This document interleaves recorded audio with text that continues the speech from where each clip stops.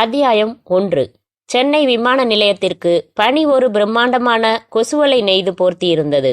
காற்றாக் வளர்ந்த கிழக்கண்ணின் பார்வையில் போல் அந்த விமானம் வந்து இறங்கியது. எத்தனையாவது ஆளாக என்று எண்ணத் துவங்குவதற்குள் பரத் பிரீஃப்கேஸுடன் இறங்கினான். அவன் அருகில் பிளீட்ஸ் வைத்த ஸ்கர்ட்டும் தோளில் அலையலையாய் புரளும் கூந்தலுமாய் அந்த பெண் செயின் இணைத்த கண்ணாடி அணிந்து இவன் சொன்ன ஏதோ ஜோக்கிற்கு 32.4% தெரிய சிரித்தாள். அதாகப்பட்டது 24 பற்கள். வேறெந்த அயோக்கியமான அர்த்தமும் இல்லை. விமான நிலையத்தின் கட்டிடத்தில் காத்திருந்த சுசீலா அவள் சிரித்ததை பார்த்துவிட்டாளாகையால் இடுப்பில் 2 கைகளையும் வைத்துக்கொண்டு பரத் வந்ததும் முறைக்க தயாராயிருந்தாள். கமான், கேட்டுவிடுங்கள். அவள் பனியனில் என்ன எழுதியிருந்தது? இதுதான். Don't we remind you to use bicycle, please save petrol. Hi Susie, good morning. Meet miss Flor என்ற பரத் அவளிடம் திரும்பி, நான் சொல்லல, இவதான் சுசீலா. ஹலோ என்று கை நீட்டின அவளுக்கு கடனே என்று கை கொடுத்து விடுவித்து கொண்டு, போலாமா பரத் என்றாள் கார் சாவியை சுழற்றியபடி. ஜஸ்ட் அ மினிட் சுசி, நான் முழுசா அறிமுகப்படுத்தினேன். பாம்பேல ஒரு விமன்ஸ் வீக்லி பத்திரிக்கையில் ஃப்ளோரிடா ஒரு சீனியர் ரிப்போர்ட்டர் மெட்ராஸில் ஒரு மேட்டர் கவர் பண்ணுறதுக்காக வந்திருக்காங்க. கன்னிமரால ரூம் ரிசர்வ்டு. நாம் போகிற வழியில் இறக்கி விட்டுட்டு போயிடலாம். பல்லை கடித்து கொண்டு சரி என்றாள் சுசீலா. கன்னிமரா ஹோட்டலில் அவளை இறக்கி விட்டுவிட்டு டாட்டா காட்டி தன் விசிட்டிங் கார்டு கொடுத்து, கண்டிப்பாக நீங்கள் என் ஆஃபீஸுக்கு வரணும் ஃப்ளோர் என்றான் பரத். ஷியூர் என்ற அவள் உள்ளே நடந்தாள்.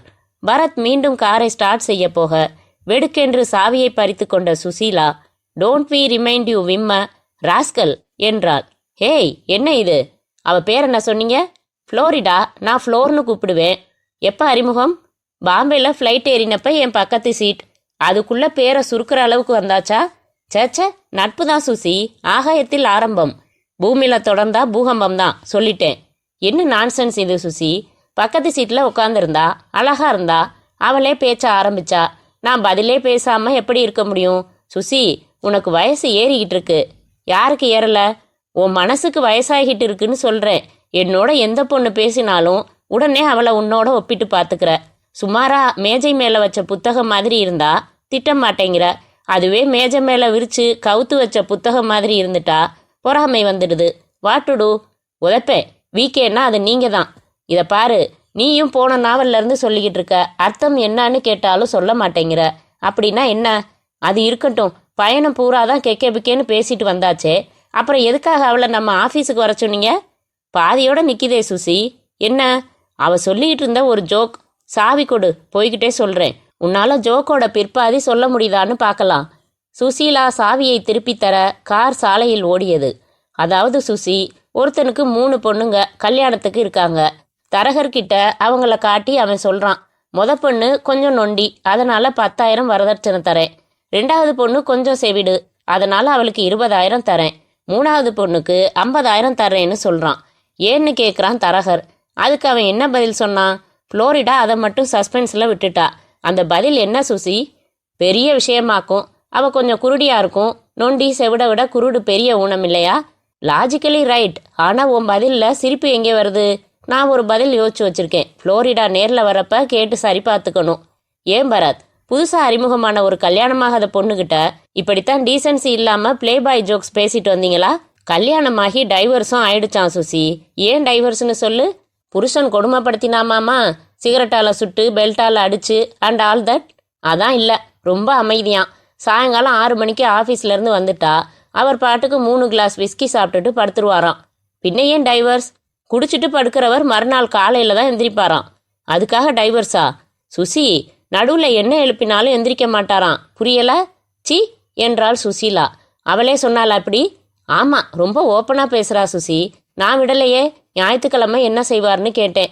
மற்ற நாள் எல்லாம் என்னமோ உழைச்சி கிழிச்சிட்ட மாதிரி சண்டே ஃபுல் ரெஸ்ட் எடுத்துடுவாராம். பரத், போதும். அவ கண்ணிலேயே கட்டில் தெரியுது. அவ பேச்சு போதும். பாம்பே போன விஷயம் என்ன ஆச்சு? அதை சொல்லுங்க. நாம் கலெக்ட் பண்ணின அத்தனை தகவல்களையும் அவர்கிட்ட கொடுத்துட்டேன். 30,000க்கு செக்கு கொடுத்துட்டாரு. Case is over. இனிமே அவர் பாடு. இங்கே நம்ம ஆஃபீஸில் ஏதாச்சும் விசேஷம் உண்டா சுசி? உண்டு. என்ன அது? சஸ்பென்ஸ். நீங்கள் ஆஃபீஸுக்கு வந்து பார்த்துக்கங்க. பரத் காரை தன் வீட்டு வாசலில் நிறுத்தினான். அத்தியாயம் 2. பரத் காரை தன் அலுவலக கட்டிட வாசலில் நிறுத்தினான். சுசீலா இறங்கி கொண்டாள். வண்டியை பார்க் பண்ணிட்டு வந்துடுறேன் சுசி. கட்டிடத்தின் அடித்தளத்தில் தனது வழக்கமான பார்க்கிங் பகுதியில் காரை செருகிவிட்டு பிரீஃப் கேஸுடன் பரத் இறங்கி நடந்தான். மூன்லைட் டிடெக்டிவ் ஏஜென்சியின் முன்வாசல் முரட்டு கண்ணாடி கதவை தள்ளிக்கொண்டு உள்ளே நுழைந்ததும், "வணக்கம் சார்" என்றான் ரவி. வழக்கம் போல் பென்சிலால் மீசை பண்ணி சட்டை காலருக்குள் கர்ச்சீப் வைத்திருந்தான். அவன் பேண்ட் பாக்கெட்டில் முட்டிக்கொண்டிருந்தது நிச்சயமாக சிகரெட் பெட்டியாகத்தான் இருக்க வேண்டும். "டேய் நில்டா, நீ பாத்ரூம்குள்ள போய் திருட்டுத்தனமா தம் அடிக்கிறேன்னு தெரியும் எனக்கு. இந்த வயசுல இதுலெல்லாம் ஒரு பிடிவாதமான ஆர்வம் இருக்கத்தான் செய்யும்னு நானும் கண்டுக்காம விட்டுருந்தேன். பாக்கெட்டை வாங்கி குடிக்கிற அளவுக்கு போயிட்டியா நீ? எடுறாத." ரவி நெளிந்து வளைந்து, "வேணா சார், இனிமே குடிக்கல சார்" என்றான். "முதல்ல எடு அத. சார் என்ன பிராண்டு குடிக்கிறீங்கன்னு தெரிஞ்சுக்கலாம். எடுக்கிறியா இல்லையா?" ரவி கை நடுங்க எடுத்து தந்தான். "அட பாவி, டன்ஹில், உனக்கு ஃபாரின் சிகரெட் கேக்குதா?" கேட்டுக்கொண்டே சிகரெட் பெட்டியை திறந்து உள்ளங்கையில் அதை கவிழ்க்க, சிகரெட்டுகளுக்கு பதிலாக ஒரே ஒரு சிவப்பு ரோஜாப்பூ மட்டும் வந்து விழுந்தது. "என்னடா இது?" "ஒரே ரோஜாப்பூ வாங்கினேன் சார். அதை கசங்காம வீட்டுக்கு எடுத்துட்டு போறதுக்காக குப்பைத்தொட்டியிலிருந்து சிகரெட் பெட்டியை பொறுக்கி நீங்க என்ன தப்பா நினைச்சிட்டீங்க sir." "I am sorry Ravi" என்ற பரத். இரு, எதுக்காகடா ரோஜாப்பூ? சாமிக்குன்னு பொய் சொன்னா உதைப்படுவ, படவா?" "பரவாயில்ல சார், உதைச்சிடுங்க, நீங்க உண்மையை சொன்னாலும் உதைப்பீங்க." "என்னடா உண்மை?" தன் டைப்ரைட்டருக்கு பின்னால் குனிந்து ரகசியமாக சிரித்த மாதவியை ஒரு தரம் பார்த்து கொண்ட ரவி, "அப்புறமா சொல்றேன் சார்" என்று நகர்ந்து கொண்டதும், "மாதவி, குங்குமப்பூ தவறாம சாப்பிட்டியா?" என்றான் பரத். "போங்க சார்" என்று சினுங்கினாள் மாதவி. அந்த சிறிய ஹாலை கடந்து தனது தனியறைக்கு போவதற்கு முன்பாக இருந்த எல் வடிவ வராந்தாவில் புதிதாக ஒரு மேஜை போட்டுக்கொண்டு அமர்ந்து குனிந்து எதையோ யாரோ எழுதி கொண்டிருப்பதை பார்த்ததும் பரத்திற்கு இது தன் ஆபீஸ் தானா என்று சந்தேகம் வந்துவிட்டது. "யார் இது?" "ஹலோ" என்று அருகே வந்து கனைத்தான். தலையில் மேஜிக் காட்டுபவர் போல சற்று நீளமாக இருந்த ஒரு தொப்பியை வைத்திருந்த அந்த தாத்தா நிமிர்ந்து பார்த்து அவசரமாக எழுந்து கொண்டு, "குட் மார்னிங் சார், நான் ஜான்சன்" என்று கை நீட்டினார். நீட்டின கையில் 1, 2, 3 என்று அத்தனை நரம்பையும் எண்ணிவிடலாம் போல் இருந்தது. குலுக்கி விடுவித்து, "ஜான்சன் சரி தாத்தா, இது ஏன் ஆபீஸ். மேஜை நாற்காலி எல்லாம் தூக்கிட்டு வந்து போட்டு உட்காந்துக்கிட்டு இங்க என்ன செய்றீங்க?" என்றான். "கிண்டல் பண்ணாதீங்க சார், சுசீலா தான் இந்த ஆபீஸ்ல என்ன அப்பாயிண்ட் செஞ்சிருக்கு." "என்னவா?" "அசிஸ்டண்டா தான். சுசீலா என்னை பத்தி முழுசா எதுவும் சொல்லலையா சார்?" "முழுசா இல்ல, சிறுசா கூட எதுவும் சொல்லல. இதைத்தான் அவ சஸ்பென்ஸ்னு சொன்னாளா?" "சார், நான் பிறந்தது வளர்ந்தது வாழ்ந்தது எல்லாம் டெல்லியில. இன்னும் ஒரே ஒரு காரியம்தான் உங்களுக்கு பாக்கி இருக்கு. கேளுங்க.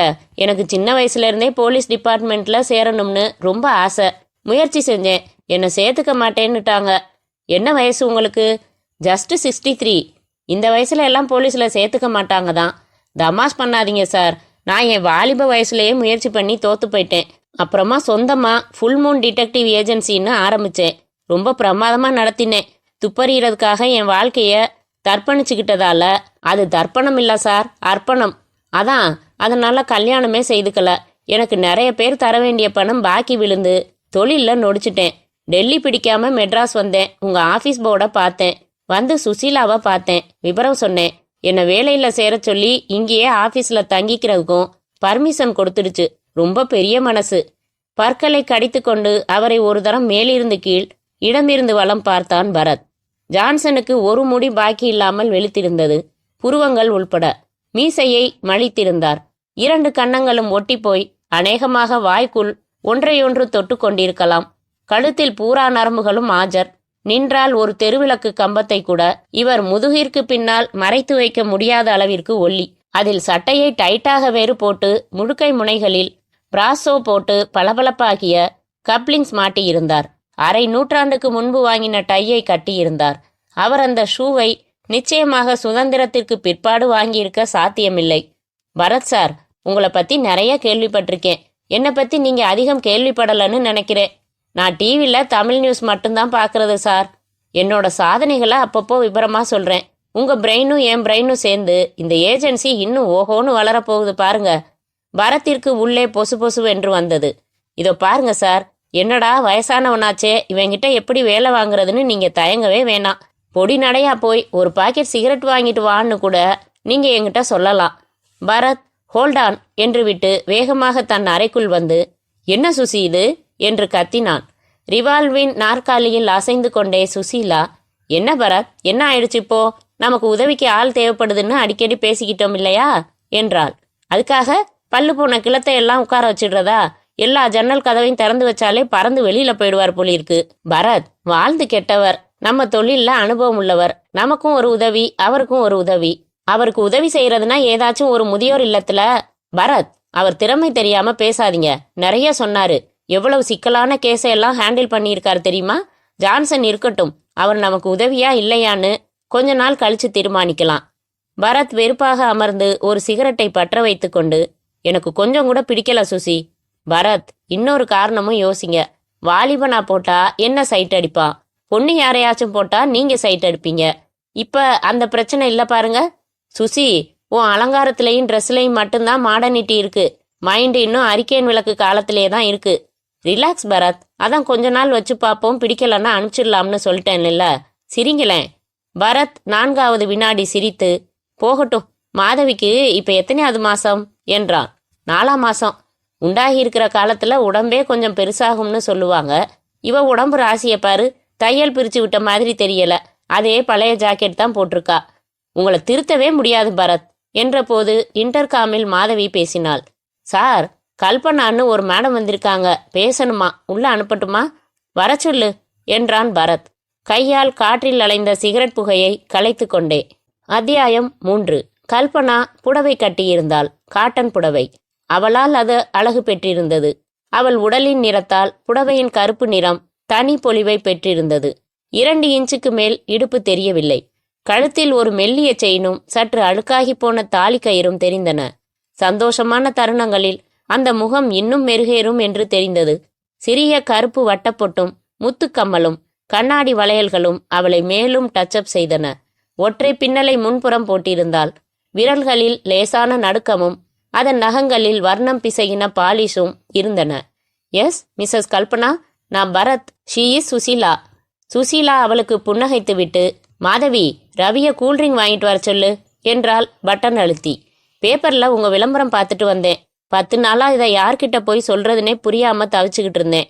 கல்பனா ஆல் இந்தியா ரேடியோவுக்கு போனால் உடனே செய்தி வாசிக்க சொல்லி விடுவார்கள். அவள் குரலில் அப்படி ஒரு மென்மையும் கவர்ச்சிகரமான உச்சரிப்பும் இருந்தன. என்ன மேடம் உங்க பிரச்சனை? சொல்றேன், ஆனா ஒரு விஷயம் எனக்கு தெளிவாகணும். என்ன? போலீஸ்கிட்ட போகாம நீங்களே முடிக்க முடியுமா? பிரச்சனை என்னன்னு புரியாம எப்படி சொல்றது? சட்ட சம்பந்தப்பட்ட பிரச்சனை, போலீஸுக்கு தெரியக்கூடாது. தெரிஞ்சா என் புருஷன் எனக்கு கிடைக்க மாட்டார். நான் உங்ககிட்ட சொல்ற ரகசியங்களை நீங்க போலீஸ்கிட்ட எக்காரணம் கொண்டும் தெரிவிக்க மாட்டோம்னு எனக்கு உறுதி கொடுக்க முடியுமா? பரத் நிமிர்ந்து அமர்ந்தான். இதுவரை யாரும் இப்படி விசித்திரமாக ஒரு உறுதியை கேட்டதே இல்லை. எங்க கஸ்டமரோட ரகசியங்கள் எங்களுக்கு ரொம்ப முக்கியங்க கல்பனா. எங்களை நம்பலாம். எங்களால உங்களுக்கு எந்த சங்கடமும் ஏற்படாது என்றாள் சுசீலா. அப்படின்னா சொல்றேன், என் புருஷனை நீங்க கண்டுபிடிச்சு கொடுக்கணும். அட போங்க, இதுக்குத்தானா இவ்வளவு பூச்சாண்டி காட்டினீங்க? முழுசா கேளுங்க. அவர் காணாம போகல, தலைமறைவா இருக்காரு. தலைமறைவாவா? எதுக்கு? ஒரு ஆளை கொலை செஞ்சிட்டதால. என்னது என்று அதிர்ந்தான் பரத். ஆமா, என் புருஷன் கல்யாண் ஒரு கொலையை செஞ்சிட்டாரு. அதனால ஒரு லெட்டர் எனக்கு எழுதி வச்சுட்டு தலைமறைவாயிட்டாரு. கிழிஞ்சது போங்க. இதுக்கு நாங்க எதுக்கு? நீங்க புகார் எதுவும் கொடுக்காமலேயே போலீஸ் உங்க புருஷனை தேடிக்கிட்டு இருக்குமே. அதான் இல்ல, போலீஸுக்கு அப்படி ஒரு கொலை நடந்ததே தெரியல. அதனால அது எந்த நடவடிக்கையும் எடுக்கல. இன்னொரு திருப்பம் இதுல இருக்கு. என் புருஷன் யாரை கொலை செஞ்சிட்டதா நினைச்சுக்கிட்டு தலைமறைவா இருக்காரோ அந்த ஆசாமிய நான் உயிரோட பார்த்தேன். அப்படின்னா என் புருஷன் அவர்னு நினைச்சு வேற எவரையோ கொலை செஞ்சிட்டாருன்னு தான் அர்த்தம். வெயிட், என்னங்க இது? தடால்னு சஸ்பென்ஸ் விடுறீங்க. இவ்வளவுதானா? இன்னும் ஏதாவது குண்டு வச்சிருக்கீங்களா? சாரி, நான் குழப்பமா சொல்லிட்டேனா? அப்படியும் சொல்லலாம். இந்த கதை சுருக்கம் பத்தாது, கொஞ்சம் விரிவா வேணும். கல்யாண் யாரு, யாரை கொன்னாரு, ஏன், படிப்படியா சொல்லுங்களேன். சுசீலா டேப் ரெக்கார்டரை எடுத்து வைத்து ஆன் செய்தாள். ரவி கொண்டு வந்து வைத்த குளிர்பானத்தை ஒரே மூச்சில் குடித்து உதடுகளை கைக்குட்டையால் அதில் கே என்று இன்சியல் ஒற்றிக்கொண்டு, முதல்ல திருச்சியில துவங்கின எங்க காதல்ல ஆரம்பிக்கணும்னா என்றாள் கல்பனா. அத்தியாயம் 4. பிளாஷ்பேக். திருச்சி நேதாஜி சுபாஷ் சந்திரபோஸ் ரோட்டில் சாதாரண தினத்திலேயே மற்றொரு உடம்பில் உரசாமல் மோதாமல் நடக்க முடியாது. இதில் தீபாவளிக்கு இன்னும் 1 வாரம் இருந்ததால் மக்கள் ஜூஸ் ஆகி கொண்டிருந்தார்கள். மின்சார விளக்குகள் நட்சத்திரங்களை பூமியில் சிந்தின. அப்பா அம்மாவுடன் நான் நடந்து கொண்டிருந்தேன். 3 பேர் கைகளிலும் நிறைய ஜவுளிகளுடன் துணிப்பைகள், பிளாஸ்டிக் பைகள். அப்பா என் மேல் யாரும் உரசி விடாதபடி ஒரு கவசம் போல எனக்கு நேர் முன்னால் நடந்தார். அம்மா எனக்கு நேர் பின்னால். அப்பா ஒரு அரசாங்க அதிகாரி, நிறைய லஞ்சம் வாங்குவார். அதனால் எந்த துறை என்று நான் சொல்லப் போவதில்லை. வீட்டில் இருக்கிற ரெஃப்ரிஜிரேட்டர், டெலிவிஷன், விசிஆர், அம்மா கழுத்து கொள்ளாமல் அணியும் நகைகள் எதுவும் இவர் காசு போட்டு வாங்கியதில்லை. வீட்டில் இருக்கும் பழைய மாடல் ஆஸ்டின் கார் மட்டுமே இவர் சம்பாத்தியத்தில் வாங்கியதாக பெருமையாக சொல்லுவார். அந்த ஆஸ்டின் கார் அநேக நாட்கள் கொலு பொம்மை போல எங்கள் வீட்டு போர்ட்டிகோவிலேயே நிற்கும். மரம் இலை சிந்தும், பறவை எச்சமிடும், காற்று தூசு சேர்க்கும். என்றாவது ஒரு ஞாயிற்றுக்கிழமை அப்பாவுக்கு ரோஷம் வந்து ஹோஸ் பைப்பு பிடித்து கழுவி சந்தனம் குங்குமம் எல்லாம் வைத்து ஒரு ரவுண்டு எங்களையெல்லாம் வெளியே அழைத்து செல்வார். எங்களை என்றால் நான், அம்மா, தினகர். தம்பி தினகர் 10வது படிக்கிறான். ஒரு தடவை அவன் கட்டில் மெத்தைக்கடியில் கெட்ட புத்தகம் பார்த்தேன். படித்துவிட்டு திரும்ப அதே இடத்தில் வைத்து விட்டேன்.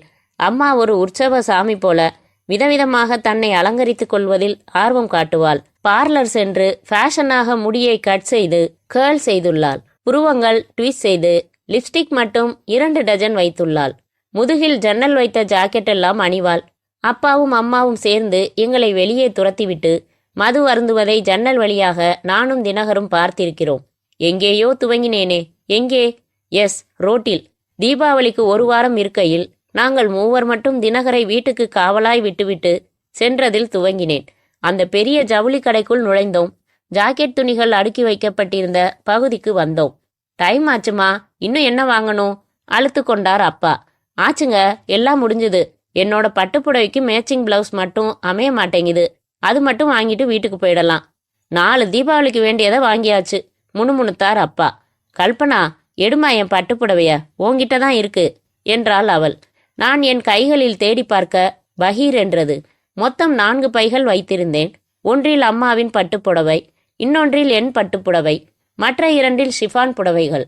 ஆனால் இப்போது 3 பைகள் மட்டும் இருந்தன. பதறி அப்பாவிடம் தேடினால் அவர் ஆரம்பத்தில் இருந்து வைத்திருந்த அதே 2 பைகளை மட்டும்தான் வைத்திருந்தார். அம்மாவிடமும் இல்லை. அம்மா, ஒரு பையன் மட்டும் காணுமே, அதுல தான் உன் புடவை இருந்தது. என்னடி இது விளையாடுற? 4500 ரூபாய். அது எப்படி ஒரு பை மட்டும் காணாம போகும்? ஏதாவது கடையில் வச்சிட்டியா? ஒரு கடைக்கு போயிருந்தா ஞாபகம் இருக்கும். 8-9 கடை போயிட்டு வந்தமே, எங்க தவற விட்ட? ஞாபகப்படுத்தி பாருடி. நான் நினைவுபடுத்தி பார்த்தேன். நடுவில் 2 முறை ஆட்டோ பிடித்தோம். ஏதாவது ஒரு ஆட்டோவிலா? ஐஸ்கிரீம் பார்லர் சென்று ஆளுக்கு ஒரு ஐஸ்கிரீம் சாப்பிட்டோம். அந்த கடையிலா? வழியில் பிளாட்பாரத்தில் விற்ற மாகாணி கிழங்கை அம்மா வாங்க கையில் இருந்த பைகளையெல்லாம் கீழே வைத்துவிட்டு மணிபர்ஸ் திறந்து நான் அப்பாவுக்கு சில்லறை எடுத்து கொடுத்தேன். அங்கேயா? எனக்கு நினைவு வரவில்லை. அழுகைதான் வந்தது. மூவருக்கும் மூடு பயங்கர மோசமாகிவிட்டது. அம்மா என்னை சகட்டு மேனிக்கு அது பொது இடம் என்று கூட பார்க்காமல் திட்ட, அவளை ஏண்டி திட்டுற என்று அப்பா அம்மாவின் மேல் பாய, ஒரு ஆட்டோ பிடித்து கொண்டு நாங்கள் அந்த புடவையை வாங்கிய பிறகு சென்ற அத்தனை இடங்களுக்கும் சென்று விசாரித்து பார்த்து கிடைக்காமல் மிகவும் நொந்து போய்விட்டோம். அந்த புடவை எந்த கடையில் எடுத்தோம் என்றார் அப்பா. சுமி சில்க்ஸ். அங்கேயே போய் பார்ப்போம், யாராவது கண்டெடுத்து அங்க கொண்டாந்து ஒப்படைச்சிருந்தா கிடைக்கும். இது 91ங்க, காந்தி புத்தர் எல்லாம் செத்து போயாச்சு என்றாள் அம்மா. நம்பிக்கையே இல்லாமல் நாங்கள் சுமி சில்க்ஸ் வந்து பார்த்தால் அங்கு எங்களுக்கு ஒரு பயங்கரமான இன்ப அதிர்ச்சி. கடையின் வாசலில் இருந்த பிரதான கண்ணாடி ஷோகேஸில் அந்த பட்டுப்புடவை பின்குத்தி வைக்கப்பட்டு அத்துடன் ஒரு பெரிய காகிதத்தில் இந்த புடவையை தவறவிட்டவர்கள் புடவையின் பில்லை காட்டி பெற்றுக்கொள்ளலாம் என்று எழுதி வைக்கப்பட்டிருந்தது. கவுண்டரில் அப்பா தன் பில்லை காட்டி தவறவிட்ட விபரம் சொல்லி, யாருங்க கொண்டாந்து கொடுத்தது என்றார். நமக்கு தெரிஞ்ச பையன்தாங்க, அடுத்த தெருவில் ரூம் எடுத்து தங்கியிருக்கான், கல்யாண்குமார்னு பேரு. வழியில கிடந்ததை எடுத்து நம்ம ஜவுளி கடை விலாசம் பையில இருந்ததால கொண்டு வந்து கொடுத்தான். அதோட இல்லாம உடனே எங்களை வற்புறுத்தி ஷோகேஸில் மாட்டி வைக்க சொல்லிட்டு போனான். யாராச்சும் ஒருத்தர் எங்களோட அனுப்பி அந்த தம்பி ரூமுக்கு அழைச்சிட்டு போக சொல்லுங்களேன். நேரில் பார்த்து ஒரு வார்த்தை நன்றி சொல்லிட்டு போறதா மரியாதை என்றார் அப்பா. நாங்கள் சென்ற அந்த மாத வாடகை அறையில் மேஜையில் ஏதோ கணக்கு எழுதி கொண்டிருந்த கல்யாண்குமார் எங்களை பார்த்து திகைத்து அவசரமாக கொடியிலிருந்து துண்டு உருவி தன் வெற்று மார்பை போர்த்தி கொண்டது எனக்கு பசுமையாக நினைவிருக்கிறது. சிகப்பான தேகம், நல்ல உயரம், கத்தரிக்கப்பட்ட அளவான முகம், ரோஜா நிற உதடுகள், அந்த கண்கள். பார்த்ததுமே எனக்குள் எங்கோ ஒரு சலன துடிப்பு. உடனே நிகழ்ந்தது நிஜம். அப்பாவும் அம்மாவுமாக மாறி மாறி அவரை புகழ்ந்து தள்ளி நன்றி நவில நான் மட்டும் அந்த அறையில் இருந்த புத்தகங்கள், தேகப்பயிற்சி செய்யும் கருவிகள், அவரது புகைப்படம், இவற்றை பார்த்து கொண்டிருந்தேன். நீங்க என்ன செய்றீங்க தம்பி? டெக்ஸ்டைல் டெக்னாலஜி குமாரபாளையத்துல 5 வருஷம் முன்னாடி முடிச்சேன். எனக்கு வேலை கிடைக்கிற மாதிரி இல்ல. ஸ்டார் டெக்ஸ்னு திருப்பூர்ல ஒரு பனியன் கம்பெனி இருக்கே, அவங்க தயாரிப்புகளுக்கு திருச்சி ஏரியாவுக்கு சேல்ஸ் ஏஜென்ட்டா இருக்கேன். நான் டீலர்களை கேன்வாஸ் பண்ணி ஆர்டர் வாங்கி கம்பெனிக்கு அனுப்புவேன். கம்பெனில இருந்து எனக்கு கமிஷன் அனுப்பிடுவாங்க. ரொம்ப சந்தோஷம் தம்பி. தயவு செஞ்சு நீங்க தப்பா நினைக்க கூடாது. நாங்க புடவை போனது தான் 4500 தண்டம் தான்னு நினைச்சிட்டோம். திரும்ப கிடைச்சது பெரிய விஷயம். அதனால அப்பா மணி பர்ஸ் பிரித்து 100 ரூபாய் நோட் ஒன்றை எடுத்து நீட்டினார். தயவு செஞ்சு என்னை இன்சல்ட் பண்ணாதீங்க சார், ப்ளீஸ். பிரியமா தரதை எடுத்துக்க கூடாதா? ஒரு மனுஷனா நடந்துக்கிறதுக்கு பரிசு கொடுத்து பழக்காதீங்க சார். நாளைக்கு நானே ஒரு மதிப்பான பொருளை இந்த மாதிரி தொலைச்சிட்டா எனக்கு எவ்வளவு கஷ்டமா இருக்கும்னு நினைச்சேன். கொண்டு வந்து கடையில கொடுத்தேன். நீங்க நான் இருக்கிற இடத்த தேடி வந்து நன்றி சொன்னதே பெருசு. போயிட்டு வாங்க சார் என்று கைகுவித்த போதுதான் என்னை ஒரே ஒரு தடவை நிமிர்ந்து பார்த்தார். அம்மாவும் அப்பாவும் புறப்பட்ட போது இன்னும் கொஞ்ச நேரம் அவரை பார்த்து கொண்டிருக்க கூடாதா என்று எனக்குள் தோன்றியது. அத்தியாயம் 5. பிளாஷ்பேக். நீர் வற்றி போய் நெற்றி வகிடு போல அகன்ற காவேரியில் ஒரு கோடாக தண்ணீர் ஓடிக்கொண்டிருக்க, காய்ந்த மணல் வெளியில் லட்சம் கால் தடங்கள். பாலத்தின் மேல் வாகனங்கள் தூரத்தில் விரைந்து கொண்டிருக்க, மங்கின மாலை வெளிச்சத்தில் தலைமுடியில் மண் படியாமல் கர்ச்சீப் பிரித்து நீளமாக படுத்து கைகளை கட்டிக்கொண்டு ஒளிரப்போகிற நட்சத்திரங்களை தேடிக்கொண்டிருந்த கல்யாணை சற்று தள்ளி முழங்கால்களை கட்டிக்கொண்டு அமர்ந்திருந்த நான் பார்த்தேன். பார்த்து கொண்டே இருந்தேன். சற்று தள்ளி நாங்கள் கழற்றி போட்ட செருப்புகள் மௌன பாஷையில் பேசின. கை கெட்டின புல்லை ஒடித்து அவர் காதில் நுழைக்க சிலிர்த்து திரும்பினார் கல்யாண். என்ன சிந்தனை கல்யாண் என்றேன். ஒண்ணுமில்ல. பச்சை போய் எனக்கு உங்க மனச படிக்க முடியும். அப்ப படியே. இந்த கல்யாணம் நடக்குமான்னு கேள்விக்குறி போட்டு ஒரு வாக்கியம் கொட்டை எழுத்துல எழுதியிருக்கு. கரெக்டா? தப்பு. ஒரு வார்த்தைய விட்டுட்ட நீ. என்ன அது? முறைப்படி நடக்குமான்னு தான் யோசிக்கிறேன். என்ன சந்தேகம்? கல்பனா, இந்த 4 மாசத்துல நாம எத்தனையோ தடவை சந்திச்சாச்சு, எவ்வளவோ பேசியாச்சு. உங்க அப்பாவை பத்தி நிறைய சொல்லியிருக்க. எனக்கு நம்பிக்கை இல்ல கல்பனா, அவர் சம்மதிப்பாருன்னு. நான் ஒரே பொண்ணு கல்யாண். அதனால இதுவரைக்கும் என் விருப்பத்துக்கு அம்மாவும் சரி அப்பாவும் சரி தடை சொல்லி என்னை நோகடிச்சதில்ல. வாழ்க்கை பிரச்சனைன்னு வர்றப்ப எதுக்கு வளவலா கொலக்கொலா யூ லவ் மீ உண்டா இல்லையா? என்ன அசட்டுத்தனமான கேள்வி இது? சொல்லுங்க கல்யாண். என் கைகளை எடுத்து தன் நெஞ்சில் வைத்து கொண்டு சொன்னார். என் மனசை உன்னால படிக்க முடியும்னா என் இதய துடிப்பையும் உன்னால படிக்க முடியும்னு கல்பனா. ஐ லவ் கல்பனான்னு அது ஓயாம பின்னாத்திக்கிட்டு இருக்கிறது கேட்கலையா? ரைட். அதே மாதிரி I love you so much. ஒரு ஆணும் பெண்ணும் கல்யாணம் செய்துக்கிறதுக்கு இதான் முக்கியம். இதை தவிர மற்றது எல்லாமே 2ஆம் பட்சம்தான். அது சரி. ஆனா எல்லார் சம்மதத்தோடையும் சந்தோஷமா இதை நடத்தினா நிம்மதி கல்பனா. உனக்கு அது புரியலையா? இப்ப என்ன செய்யணும்னு சொல்றீங்க? நாளைக்கு சண்டே. உங்க அப்பாவுக்கு ஆபீஸ் இல்ல, வீட்டுல தான் இருப்பாரு. நான் வரேன். காலையில 10 மணிக்கு வரேன். வந்து பொண்ணு கேட்குறேன். மனசு விட்டு பேசுறேன். என்ன சொல்றாருன்னு தெரிஞ்சுக்கலாம். சற்றே யோசித்த நான், ஓகே வெல்கம். அவர் சந்தோஷப்படத்தான் போறாரு, சம்மதிக்கத்தான் போறாரு, நோ டவுட் என்றேன். மறுநாள் அப்பா குளித்து டிஃபன் சாப்பிட்டு விட்டு சட்டை அணிய துவங்க நான் சென்று பதைப்போடு கேட்டேன். என்ன டாடி, உங்களுக்கு இன்னைக்கு தான் ஆபீஸ் இல்லையே? இல்லதான், என் ஃப்ரெண்டு ஒருத்தன் பீமநகர்ல புதுசா வீடு கட்டியிருக்கான். கிரகப்பிரவேசத்துக்கு போக முடியல, அதான் பார்த்துட்டு வரலாம்னு புறப்பட்டேன். ஏம்மா, நீங்களும் நானும் செஸ் விளையாடி ரொம்ப நாளாச்சே, இன்னைக்கு விளையாடலாமேன்னு பார்த்தேன் என்ற நான் காப்பி எடுத்து வந்த அம்மாவிடம், அம்மா சொல்லேம்மா, டாடிய சாயங்காலம் வெளியே போக சொல்லு. தோளில் தொங்கிக் கொண்டு செல்லமாய் சினுங்கினேன். ஆல்ரைட் என்றார் அப்பா. மாட்டின சட்டையை கழற்றி போட்டு முண்டா பனியன் லுங்கியுடன் சோஃபாவில் அமர்ந்தார். நான் செஸ் போர்டு வைத்துக்கொண்டு காய்களை அடுக்கி எதிரே அமர்ந்து கொண்டு ஆடத் துவங்கி நிமிடத்திற்கு ஒரு முறை வாசலை பார்த்து கொண்டேன். வெள்ளை பேண்ட் வெள்ளை முழுக்கை சட்டையில் வந்த கல்யாணை, அடடே வாங்க தம்பி உட்காருங்க என்ற அப்பா என்னிடம் திரும்பி, கல்பனா தம்பிய ஞாபகம் இருக்கா என்றதும் எனக்கு சிரிப்பு வந்துவிட்டது. மௌனமாக தலையசைத்து விட்டு எழுந்து உள்ளே வந்து நின்று கொண்டேன். தொந்தரவு பண்ணிட்டேனா சார் என்றார் கல்யாண். அதெல்லாம் எதுவும் இல்ல. என்ன சாப்பிட்றீங்க? லெமன் ஜூஸ் போட சொல்லவா இல்ல காப்பி? எதுவும் வேணாம் சார். பரவாயில்ல, லெமன் ஜூஸ் போட சொல்றேன், வெயிலுக்கு நல்லது. கல்பனா கொண்டு வரேன்பா. நான் கொண்டு சென்ற போது கல்யாண் விரல்களை பிசைந்து கொண்டு அவஸ்தையாய் நெளிவதை பார்க்க கேலியாய் இருந்தது. வாங்கி ஒரே மூச்சில் குடித்துவிட்டு கர்ச்சீப் எடுத்து வாயை 8 தரம் ஒற்றிக்கொண்டு மௌனமாய் இருந்தவரை அப்பாதான் கேட்டார். என்ன தம்பி சொல்லுங்க, என்ன விஷயம்? ஏதாவது உதவி நான் உங்களுக்கு செய்யணுமா? இல்ல சார். ஆமா சார். என்ன சொல்றீங்க? சார், எனக்கு மனசுல இருக்கிறத தெளிவா பேச வரல. எனக்கு சின்ன வயசுலயே பேரண்ட்ஸ் போயிட்டாங்க. நான் படிச்சதெல்லாம் என் சொந்த முயற்சியில தான். என் படிப்புக்கு தகுந்த வேலை எனக்கு கிடைச்சா 3000க்கும் மேல எனக்கு சம்பளம் வரும். அந்த வேலைக்காக நான் முயற்சி செய்துகிட்டு தான் இருக்கேன். அது வரைக்கும் சும்மா இருக்க வேணாமேன்னு தான் பனியன் ஏஜென்ட்டா இருக்கேன். அதுல எனக்கு மாசம் 600 700 கமிஷன் கிடைக்குது. வந்து தான் சொல்ல வந்த விஷயத்திற்கு வர முடியாமல் கல்யாண் தவிப்பது எனக்கு தெளிவாக புரிந்தது. சொல்லுங்க, அதனால என்றார் அப்பா. சார், நானும் உங்க பொண்ணு கல்பனாவும் மனசார நேசிக்கிறோம். நான் கல்பனாவை கல்யாணம் பண்ணிக்க ஆசைப்படுறேன். அதுவரை அப்பாவின் இதழ்களில் தவழ்ந்து கொண்டிருந்த புன்சிரிப்பு அப்படியே உறைந்து போனது. நான் மௌனமாக நடந்து வந்து நின்று என்னை நிமிர்ந்து பார்த்த அப்பாவை ஒரு தரம் பார்த்துவிட்டு ஆமாப்பா என்றேன். எனக்கு பின்னால் வந்து நின்ற அம்மாவும் அதிர்ச்சியோடு எங்கள் இருவரையும் மாறி மாறி பார்த்தாள்.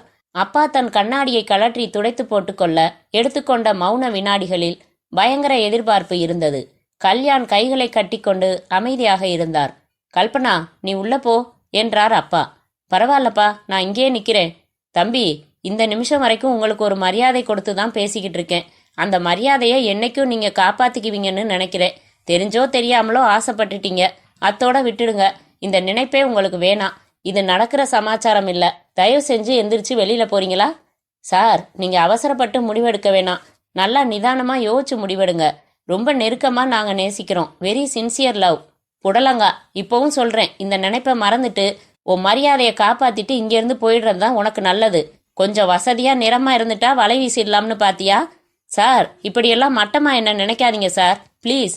மாசம் 600 700 சம்பாதிச்சுக்கிட்டு இருக்க. என்ன தகுதி இருக்குன்னு நினைச்சுக்கிட்டு இப்படி தெரியாம என் முன்னால வந்து கேட்ட? வெளியில போ. இனிமே என் பொண்ணை நீ பாக்குறதோ பேசுறதோ கூடாது.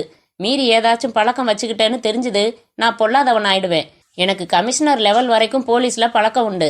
பிடிச்சு ஏதாச்சும் ஒரு கேஸ்ல உள்ள தள்ள ஏற்பாடு செஞ்சிருவேன். போயிடு. என் கோபத்தை தூண்டிக்கிட்டு நிக்காத இங்க. சார், கொஞ்சம் பொறுமையா நான் சொல்றத. நான் எதையும் கேட்க வேண்டியதில்ல. இப்ப வெளியில போறியா இல்ல கழுத்தை பிடிச்சு தள்ளணுமா? கல்யாண் என்னை ஒரு பார்வை பார்த்து விட்டு விருட்டென்று புறப்பட்டு சென்றதும் அப்பா என்று விளக்கம் சொல்ல வாயெடுத்த என் கன்னத்தில் விழுந்தது சுளீர் என்று ஒரு அறை. நீ தைரியம் கொடுக்காம அவன் வந்து இப்படி பேசியிருக்க மாட்டான். உனக்கு செல்லம் கொடுத்து கொடுத்து ரொம்ப திமிர் ஏறி போச்சு. கண்ட சினிமா பார்த்துட்டு காதல் கீதல்னு அலைய வேண்டியது. இந்த வேலையெல்லாம் நம்ம வீட்டில் வேணாம், சொல்லிட்டேன். நான் திகைத்து போய் நின்றேன். அத்தியாயம் 6. ஃப்ளாஷ்பேக். கதவை திறந்த கல்யாண் அதிர்ச்சியுடன் என்னை பார்த்தார். நான் உள்ளே சென்று அவர் கட்டிலில் அமர்ந்து கொண்டு அவரையே பார்த்தேன். ஏன் 4 நாளா ஃபோன் செய்யல? மௌனமாக இருந்தார். உங்களுக்கு ஃபோன் இருந்தா நான் செஞ்சிருப்பேன். ஆனா இப்படி நீங்க மௌனமா இருந்ததுக்கு என்ன அர்த்தம்? என்ன பார்க்கணும்னு தோணலையா? என் கூட பேசணும்னு தோணலையா? சொல்லுங்க கல்யாண். கல்பனா, அன்னைக்கு உங்க அப்பா வார்த்தையாலேயே கொடுத்த சாட்டையடி போதும். நீ வேற சித்திரவதை பண்ணாத. Kalyan, sorry, very sorry. நான் மன்னிப்பு கேட்டுக்கிறேன். எங்க அப்பா குணத்தை சரியா புரிஞ்சுக்காம உங்களை வர சொல்லிட்டேன். அப்படி அநாகரிகமா அவமானப்படுத்துவார்னு நான் நினைக்கல. அவர் குணத்துல தப்பில்ல கல்பனா. என்ன தகுதி இருக்குன்னு கேட்டாரே, நியாயமான கேள்வி. என்னால பதில் சொல்ல முடியலையே அதுக்கு. ஒரு கல்யாணத்துக்கு பணம் தான் தகுதியா? அதுவும் ஒரு தகுதி தான் கல்பனா. குடும்பம் நடத்த தேவையான வருமானம் இல்லாதவன் கல்யாணம் செய்துக்க கூடாதுமா. எனக்கு நம்பிக்கை மட்டும்தான் இருக்கு, வருமானம் இல்ல. நம்பிக்கை இருக்குதுல்ல, அது போதும் கல்யாண். உங்களால முடியும். நீங்க சாதிப்பீங்க, பெரிய ஆளா வருவீங்க, லட்சம் லட்சமா சம்பாதிப்பீங்க. அது அப்புறம். I love you, you love me, அது முக்கியம். தகுதி, அந்தஸ்து, இதனால எல்லாம் இந்த அடிப்படையை மாத்த முடியாது. என்ன நேரா பார்த்து சொல்லுங்க கல்யாண். என்ன உங்களால மறந்துட முடியுமா? இம்பாசிபிள் என்றார் என்னை அணைத்து கொண்டு. பின்ன என்ன சொல்லுங்க, எப்போ புறப்படலாம்? எங்கேயாவது. முதல்ல இந்த ஊரை விட்டு போயிடலாம். கல்யாணம் செஞ்சுக்கலாம். சின்னதா ஒரு வீடு பிடிச்சு குடித்தனம் பண்ணலாம். மொத்தமா நூல் வாங்கி டை பண்ணி நூல்கண்டுகள் தயாரிக்கிற ப்ராஜெக்ட் ஒன்று சொன்னீங்களே, அதை ஆரம்பிக்கலாம். சின்னதா ஆரம்பிக்கலாம். பேங்க் லோன் போடலாம். நான் கொஞ்சம் நகை கொண்டு வரேன். எங்க அப்பாவுக்கு நிரூபிச்சு காட்டலாம் நீங்க தகுதியானவர் தான்னு. என் தலையை கோதியபடி அமைதியாக சொன்னார். நீ ரொம்ப உணர்ச்சி வசப்பட்டு பேசுற கல்பனா. நீ சொன்ன எல்லாமே எனக்கு பிடிச்சிருக்கு. ஆனா இதையெல்லாம் இங்கிருந்து ஓடி போய் ரகசியமா செய்யலாம்னு சொன்ன பாரு, அது மட்டும் பிடிக்கல. வேற என்ன செய்யறது கல்யாண்? உங்க அப்பாவோட சம்மதத்தோட கல்யாணம் செய்துக்கிறது தான் பெட்டர்னு படுதுமா எனக்கு. இல்லைன்னா அவர் கண்டிப்பா ஏதாவது ஒரு விதத்துல தொல்லை கொடுப்பாரு. போலீஸ் மூலமா அவர் பழி வாங்கினா நம்மால தாங்க முடியாது. அவருக்கு நிறைய போலீஸ் அதிகாரிகளை தெரியுங்கிறது உண்மைதான். ஆனா என்ன செய்திட முடியும் கல்யாண்? இல்ல கல்பனா, போலீஸ் நினைச்சா எதுவும் செய்யும். எனக்கு தெரிஞ்ச 2 3 பேர் வாழ்க்கையில போலீஸ் பயங்கரமா விளையாடி இருக்கு. செய்யாத தப்புகளுக்கு தண்டனை அனுபவிக்க வச்சிருக்காங்க. எனக்கு என்னைக்கும் அந்த பயம் உண்டு. இங்கே சிங்காரத்தோப்புல செல்வி எலக்ட்ரிக்கல்ஸ்னு இருக்கு. அதில் ரவின்னு பேரு, என் ஃப்ரெண்டு மேனேஜராக வேலை பார்த்தான். ஒரு போலீஸ் ஆஃபீஸரை பகைச்சிக்கிட்டதுனால அவன் மேலே பொய்யா பழி சுமத்தி 3 வருஷம் உள்ள தள்ளிட்டாங்க. திரும்பி வந்தப்ப அவன் முக்காவாசி செத்துட்டான். அவனுக்கு நடந்த கொடுமைகளை எல்லாம் கேட்டு நான் சிலிர்த்துட்டேன் கல்பனா. எங்கள் அப்பா சொன்னது வெறும் பயமுறுத்தல் தான். நமக்கு கல்யாணம் ஆயிடுச்சுன்னா அப்புறம் எல்லா கோபமும் சரியா போயிடும். மெட்ராஸ் போயிடலாமா? நாளைக்கு ராத்திரியே புறப்படலாமா? கல்பனா, ரொம்ப அவசரப்படுற நீ. அமைதியா இருந்தா உங்களை இழந்துடுவேணும்னு பயமா இருக்கு கல்யாண். நீ வீட்டுக்கு போ. 1 வாரம் டைம் கொடு, யோசிக்கிறேன். என்ன செய்யலாம்னு யோசிக்கிறேன். ஆனா சத்தியமா என்னால உன்னை மறந்துட மட்டும் முடியாது கல்பனா என்ற கல்யாண் என் கன்னத்தில் இதமாக முத்தமிட்டு இதழ்களை இதழ்களால் தேட நான் விலகி கொண்டேன். ஃபோன் பண்ணுங்க, நல்ல முடிவா சொல்லுங்க என்று புறப்பட்டேன். ஆனால் மறுநாள் இரவு 8:30 மணிக்கெல்லாம் ஒரு சூட்கேஸுடன் நான் கல்யாண் அறைக்கு வந்து நின்றபோது ஆச்சரியமாக பார்த்தார் அவர். கல்பனா, என்ன இது? வந்துட்டேன், ஒரே அடியா வந்துட்டேன். எனக்கு கல்யாணத்துக்கு ஏற்பாடு செய்கிறார் அப்பா. என்னால் இனியும் பொறுமையா இருக்க முடியாதுன்னு பட்டுச்சு. அப்பாவும் அம்மாவும் ஒரு ரிசப்ஷனுக்கு போயிருக்காங்க. நான் சத்தம் இல்லாமல் புறப்பட்டு வந்துட்டேன். கல்யாண் அவங்க வீட்டுக்கு திரும்பினதும் என்னை தேடுவாங்க. நான் தெளிவாக லெட்டர் எழுதி வச்சுட்டு வந்துட்டேன். அப்பா இங்கே புறப்பட்டு வர்றதுக்குள்ள நாம இங்கேருந்து புறப்பட்டு போயாகணும். கல்யாண், யோசிக்காதீங்க. வேற சந்தர்ப்பமே நமக்கு கிடையாது. முதல்ல இங்கேருந்து புறப்படலாம், அப்புறம் எல்லாம் பேசிக்கலாம். கிளம்புங்க கல்யாண். தயங்கின கல்யாணை மேலும் மேலும் பேசி சம்மதிக்க வைத்தேன். சென்னை வந்தோம். கல்யாண் ராம்பாபு எனும் தன் நண்பனின் வீட்டுக்கு அழைத்து சென்றார். ராம்பாபு சென்னையில் ஒரு பிரிண்டிங் பிரஸ் நடத்தி கொண்டு தனியாக தங்கி சொந்தமாக சமைத்து சாப்பிட்டு கொண்டிருந்த அவரின் பழைய நண்பர். நீங்க 2 பேரும் தாராளமா இங்க தங்கிக்கலாம். எத்தனை நாள் வேணுனாலும் தங்கலாம். எனக்கு ஒன்றும் சுமை இல்லை. அதே சமயம் சிஸ்டரோட பேரண்ட்ஸ் தேடிக்கிட்டு வரதுக்குள்ள நீங்க 2 பேரும் கல்யாணம் செய்துக்கிறது நல்லது என்று அறிவுரை சொன்னார். அவர் சொன்னது 2 பேருக்குமே நியாயமாகப்பட்டது. உடனே வடபழனி கோயிலில் எனக்கு தாலி கட்டினார் கல்யாண். அதோடு இல்லாமல் சட்ட பிரச்சனையை என் அப்பா எழுப்பிவிடக் கூடாதென்பதற்காக ரெஜிஸ்ட்ரார் அலுவலகம் சென்று பதிவும் செய்து கொண்டோம். புகைப்படம் எடுத்துக்கொண்டோம். 10 நாட்கள் ராம்பாபு வீட்டிலேயே தங்கியிருந்தோம். அந்த 10 நாட்களில் திருச்சியில் என் அப்பா என்னை கண்டுபிடிக்க என்ன முயற்சி செய்தார் என்று எதுவும் எங்களுக்கு தெரியாது. கல்பனா, உதவி செய்கிற ஒரு ஃப்ரெண்டுக்கு ரொம்பவும் சுமையா இருக்கிறது தப்பு. நான் திருவல்லிக்கேணியில் ஒரு போர்ஷன் வாடகைக்கு பிடிச்சிருக்கேன். 300 ரூபாய் வாடகை. நாளைக்கு அங்கே போயிடலாம் என்றார் கல்யாண். அங்கே வந்தோம். கல்யாண் 2-3 இன்டர்வியூக்கள் சென்று வந்தார். எதிலும் பயனில்லை. ஏற்கனவே ஏஜென்ட்டாக பணிபுரிந்த அதே திருப்பூர் நிறுவனத்தை தொடர்பு கொண்டு சென்னை பகுதிக்கு ஏஜென்ட்டாக வேலை பார்க்க விண்ணப்பித்தார். அவர்கள் ஏற்கனவே ஏஜென்ட்டாக பணிபுரிபவரை மாற்றுவதாக இல்லை என்று பதில் எழுதினார்கள். ஒரே மாதத்தில் கையில் இருந்த பணம் எல்லாம் தீர்ந்து போய் நான் கொண்டு வந்திருந்த நகைகளையெல்லாம் விற்க துவங்க வேண்டிய காலம் நெருங்கிய போதுதான் கடற்கரையில் நாங்கள் அமர்ந்திருந்தோம். கல்பனா, நாம செஞ்சது தப்போ என்றார் கல்யாண். எது? அப்படி பிடிவாகமா ஓடி வந்து கல்யாணம் பண்ணிக்கிட்டது. சேச்சா, ஏன் அப்படி சொல்றீங்க?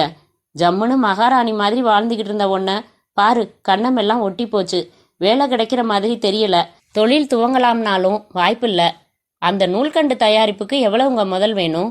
இடம் பிடிக்கணும், மெஷின்ஸ் வாங்கணும், மெட்டீரியல்ஸ் வாங்கணும், லைசன்ஸ் எடுக்கணும். எல்லாம் சேர்ந்து 2 லட்சத்துக்கு பக்கமாக தேவைப்படும் கல்பனா. பேங்குகளில் விசாரிச்சிங்களா? கேட்டாச்சு கல்பனா. இழுத்தடிக்கிறாங்க, சாக்கு போக்கு சொல்கிறாங்க. 2 பேர் கேரண்டி கையெழுத்து போடணும்னு சொல்கிறாங்க. ஏங்க, நான் ஊர்லேருந்து கொண்டாந்த செயின் வளையல் எல்லாம் 20 பவுன் ஆச்சு. விற்றா 50,000க்கு மேலே கிடைக்கும். அதை வச்சு வேற ஏதாவது சின்ன அளவில் செய்ய முடியாதா? கல்யாண் மௌனமானார். என்ன பதில் பேசல என்றேன். உன் நகையை தொடாமல் சம்பாதிக்கணும்னு ஆசைப்படுறேன் கல்பனா என்றவர் திரும்பி பார்த்து, கல்பனா இரு, அங்கே வந்துகிட்டு இருக்கிறவர் இரு, வந்துட்டே. எழுந்து மணல் தட்டி கொண்டு சென்று சஃபாரி சூட் அணிந்திருந்த நடுத்தர வயது மனிதனிடம் சென்றார். சார், என்ன தெரியுதா என்று இவர் உற்சாகமாக கேட்பதும், அடா கல்யாண், நீதானா? எப்படி பார்க்க என்று அவர் பதில் சொன்னதும் எனக்கு கேட்டது. அதன் பிறகு அவர்கள் சிறிது நேரம் பேசிக்கொண்டிருந்து விட்டு என்னை நோக்கி வந்தார்கள். இதான் சார், என் வைஃப் கல்பனா என்றார் கல்யாண். நான் கைகுவித்து புன்னகைத்தேன். பதிலுக்கு புன்னகைத்த அவரின் முதல் பார்வையிலேயே எனக்கு அவரை பிடிக்காமல் போனதற்கு காரணம் அவரின் பார்வை என் மேல் பதிந்த இடம். சார் வைத்தீஸ்வரன்னு பேரு, எனக்கு ரொம்ப வேண்டியவர். பாரிஸ் கார்னர்ல எக்ஸ்போர்ட்ஸ் ஆபீஸ் வச்சிருக்காரு என்ற கல்யாண் எங்கள் வீட்டு விலாசத்தை எழுதி கொடுத்து, சார் கண்டிப்பா ஒரு தடவை நீங்க எங்க வீட்டுக்கு வரணும் என்று சொல்லி இருக்க கூடாது.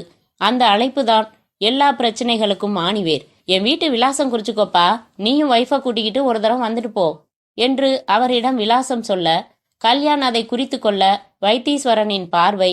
நான் சரியாக இருந்த முந்தானையை மீண்டும் சரி செய்து கொண்டேன். அவர் சிரித்துவிட்டு விடை பெற்று சென்றார். 2 நாட்கள் கழித்து வீட்டுக்கு திரும்பிய என் கல்யாண் சற்று உற்சாகமாக சொன்னார். கல்பனா, அன்னைக்கு அறிமுகப்படுத்தி வச்சேனே வைத்தீஸ்வரன்னு, அவர் வீட்டுக்கு போயிருந்தேன். ரொம்ப நேரம் பேசிக்கிட்டு இருந்தோம். ராசி பிஸ்கெட்ஸ் இருக்கு பாரு, அது இப்ப தமிழ்நாட்டுல பிரபலம். கேரளால தயாராகுது. அதுக்கு தமிழ்நாட்டுக்கு டிஸ்ட்ரிபியூஷன் எடுத்து செய்யலாம்னு சொன்னாரு. அந்த கம்பெனில இவருக்கு வேண்டியவங்க இருக்காங்களாம். 50,000 டெபாசிட் கட்ட வேண்டி வருமா. மாசம் கமிஷன் 2,000க்கு மேல கிடைக்கும். வேன் எல்லாம் கம்பெனிலேயே தருவான். இடத்துக்கு வாடகை, டெலிஃபோன் எல்லாம் கூட அவன் தருவானா.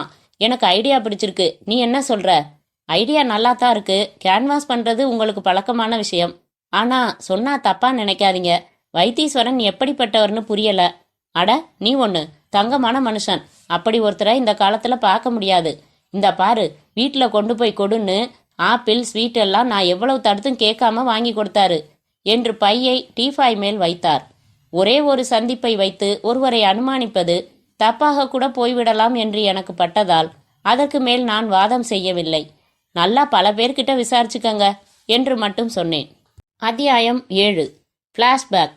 அன்றைக்கு மாலை 5 மணிக்கு நான் முகம் கழுவி உடை மாற்றி தலை சீவி தயாராக இருந்தபோது வாசல் கதவு தட்டப்பட்டு நான் சென்று திறந்தேன். வைத்தீஸ்வரன் நின்று கொண்டிருந்தார். சிரித்தார். வாங்க, அவர் உங்களை பார்க்க உங்க வீட்டுக்குத்தானே புறப்பட்டு வந்தாரு. பார்த்துட்டேம்மா, நான் தான் ஒரு வேலையா அனுப்பி வச்சிருக்கேன். எல்லாம் ராசி பிஸ்கெட்ஸ் ஏஜென்சி எடுக்கிறது சம்பந்தமாதான் என்றபடி உள்ளே வந்து உட்கார்ந்து கொண்டு, வந்துருவான், இங்க வந்து நான் அவனுக்காக வெயிட் பண்றதா பேச்சு. மறுபடி 2 பேருமா சேர்ந்து வெளியில போக வேண்டியிருக்கு என்றார். ஏதாவது தட்டுமா சார் என்றேன். நீ எது தந்தாலும் நான் வேணாம்னு சொல்ல மாட்டேன். தேவையில்லாமல் வைத்தீஸ்வரன் சிரித்து என்னை வருடுவது போல பார்த்தார். குடிக்க ஏதாவது வேணுமான்னு கேட்டேன். கொடேன், பால் கொடேன், ஒரு டம்ளர் இருக்குமா? தரேன். நான் சென்று எடுத்து வந்து அவர் அருகில் ஸ்டூலில் வைத்தேன். வீட்டை அழகா வச்சிருக்கியே, ஒன்ன மாதிரியே. உங்களுக்கு கல்யாணம் ஆயிடுச்சா சார் என்றேன் எரிச்சலை அடக்கி. ஆச்சு, அவ போய் 10 வருஷமாச்சு. குழந்தை குட்டி கிடையாது, தனிக்கட்டை. கல்யாணுக்கு இந்த ஏஜென்சி எடுத்து தர்ற வரைக்கும் எனக்கு ஓய்வு ஒளிச்சல் கிடையாது. உட்காருமா, ஏன் நிக்கிற? பரவாயில்ல சார் என்றேன். என் பொண்டாட்டி அச்சா ஒன்ன மாதிரி தான், விக்கிரகம் மாதிரி இருப்பா. பார்த்தாலே சுண்டி இழுக்கும். ஒன்ன மாதிரியே தான் டைட்டா ஜாக்கெட் போட்டு. சார் என்றேன் ஆத்திரமாய். என்னம்மா, இப்படியெல்லாம் பேசாதீங்க. வேற எப்படி பேசலாம்? கல்பனா, இத பாருமா, உனக்கு உலகம் தெரியலையே. டெபாசிட் கட்டுறதுக்கு 50,000 பணம் வேணும்னு கேட்டிருந்தேன். உன் புருஷனும் உன் நகையெல்லாம் வாங்கிட்டு வந்து வித்து என்கிட்ட பணத்தை கொடுத்து வச்சிருக்கான். நாளைக்கு நாங்க 2 பேரும் திருவனந்தபுரம் போறோம். ஏற்கனவே நான் அந்த கம்பெனி மேனேஜர் கிட்ட போன்ல பேசிட்டேன். இப்ப நேர்ல போய் பணம் கட்டிட்டா ஏஜென்சி உங்களுக்கு தான். இந்த காலத்துல யார் வழிய வந்து உதவி செய்வாங்கம்மா? அதுக்காக புரியாத மாதிரி பேசாத கல்பனா. யாருக்கு தெரிய போகுது? உன் புருஷன் வர இன்னும் 2 மணி நேரம் ஆகும். வைத்தீஸ்வரன் எழுந்து என் அருகில் வந்து, இத ஒரு வகையில நீ எனக்கு செய்யற நன்றியா நினைச்சுக்க கூடாதா கல்பனா என்றவர் சட்டென்று என்னை கட்டி அணைத்து கொண்டு விட நான் சிலிர்த்து போனேன். வெடுக்கென்று என்னை பிடுங்கிக் கொண்டேன். சீ, வெக்கமா இல்ல உங்களுக்கு? மரியாதை கெட்டுடும், வெளியில போயிடுங்க முதல்ல என்று கத்தினேன். வைத்தீஸ்வரன் கைகளை கட்டி கொண்டு என்னை அமைதியாக பார்த்தார். நீ இவ்வளவு தூரம் பவித்திரமானவளா இருப்பன்னு நினைக்கல. உன்னை சாச்சிட முடியும்னு நினைச்சேன். மன்னிச்சிடுமா. உன்னை பலவந்தப்படுத்துற அளவுக்கு நான் வெறி பிடிச்ச முரடன் இல்ல. மறந்துடு. உன் புருஷன்கிட்ட தயவு செஞ்சு சொல்லிடாத. நான் வரேன் என்றார். வேகமாக வெளியேறி சென்றார். நான் நிம்மதியாக பெருமூச்சு விட்டேன். வைத்தீஸ்வரன் அப்படி சட்டென்று மனம் மாறி மன்னிப்பு கேட்டு வெளியேறி சென்றதில் எனக்கு ஆச்சரியம்தான். மேற்கொண்டு ஏதாவது வம்பு செய்வார் என்றுதான் நினைத்தேன். உண்மையில் தன் தவறை உணர்ந்து சென்றாரா, இல்லை அது நடிப்பா? எனக்கு புரியவில்லை. கல்யாண் வந்ததும் நடந்ததை சொல்லி விடுவதா இல்லையா? அதில் ஒரு சிக்கல் இருந்தது. பிஸ்கட் கம்பெனியின் டெபாசிட் கட்டுவதற்காக நகை விற்ற காசு 50,000 வைத்தீஸ்வரனிடம் இருக்கிறது. கல்யாணிடம் நான் விஷயத்தை சொன்னால் அவன் நேராக சென்று அடி உதை என்று இறங்கி பகைத்து கொள்வார். அந்த பணத்தை நிச்சயமாக திரும்ப வாங்க முடியாமல் போய்விடும். கைவசம் இருந்த பெரும்பான்மையான நகைகள் பூரா விற்று கிடைத்த பணம் அது. அந்த 50,000 வரவில்லை என்றால் வேறு எந்தவிதமான எதிர்காலத்திற்கும் திட்டமிடவே முடியாது. அதனால் அந்த பணத்தை அவரிடம் இருந்து வாங்கும் வரை நடந்த அந்த மோசமான சம்பவத்தை கல்யாணிடம் சொல்வதில்லை என்று தீர்மானித்தேன். மறுநாள் கல்யாண் வெளியில் சென்று திரும்பி, கல்பனா, திருவனந்தபுரத்துல அந்த மேனேஜர் ஊர்ல இல்லையாம், அதனால இன்னும் 1 வாரம் கழிச்சு போகலாம்னு வைத்தீஸ்வரன் சொன்னார் என்றார். எனக்கு தெளிவாக புரிந்து போனது. வைத்தீஸ்வரன் அந்த ஏஜென்சியை வாங்கி தரப் போவதில்லை. நான் அவர் ஆசைக்கு இணங்காததால் பழி வாங்க போகிறார். சரி, அந்த பணம் வாங்கிட்டு வந்துட்டீங்களா? இல்ல, அவர்கிட்ட தான் இருக்கு. இங்க நம்ம வீட்டுல பத்திரம் கிடையாது கல்பனா, அவர்கிட்டே இருக்கட்டுமே, நல்ல மனுஷன்தான். எனக்கு கல்யாண் மேல் எரிச்சல் மேலிட்டது. இதென்ன அசட்டுத்தனமான நம்பிக்கை? வீட்டுல பத்திரம் இல்லைன்னா பேங்க்ல போட்டு வச்சிடலாம். அந்த பணத்தை நீங்க வாங்கிட்டு வந்துருங்க. எனக்கு என்னவோ அவரை பார்த்தா அத்தனை நல்லவரா தோணல என்றேன் நான். அனாவசியமா ஒருத்தரை சந்தேகப்படக்கூடாது. எல்லாம் தெரிஞ்சவளாட்டம் பேசாத.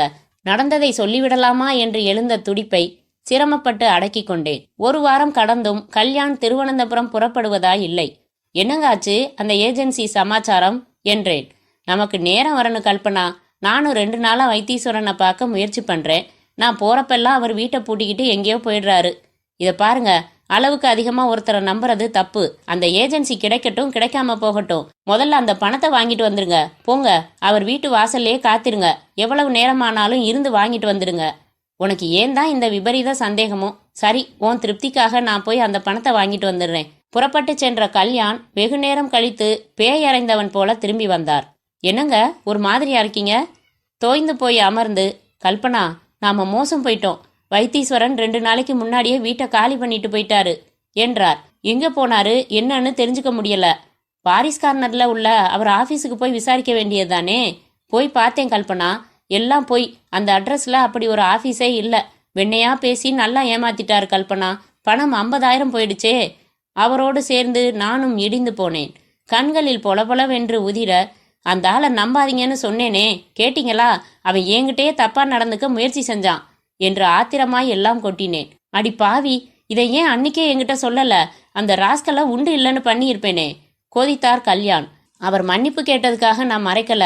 நீங்க ஆத்திரப்பட்டு அவரோட சண்டை போடுவீங்க.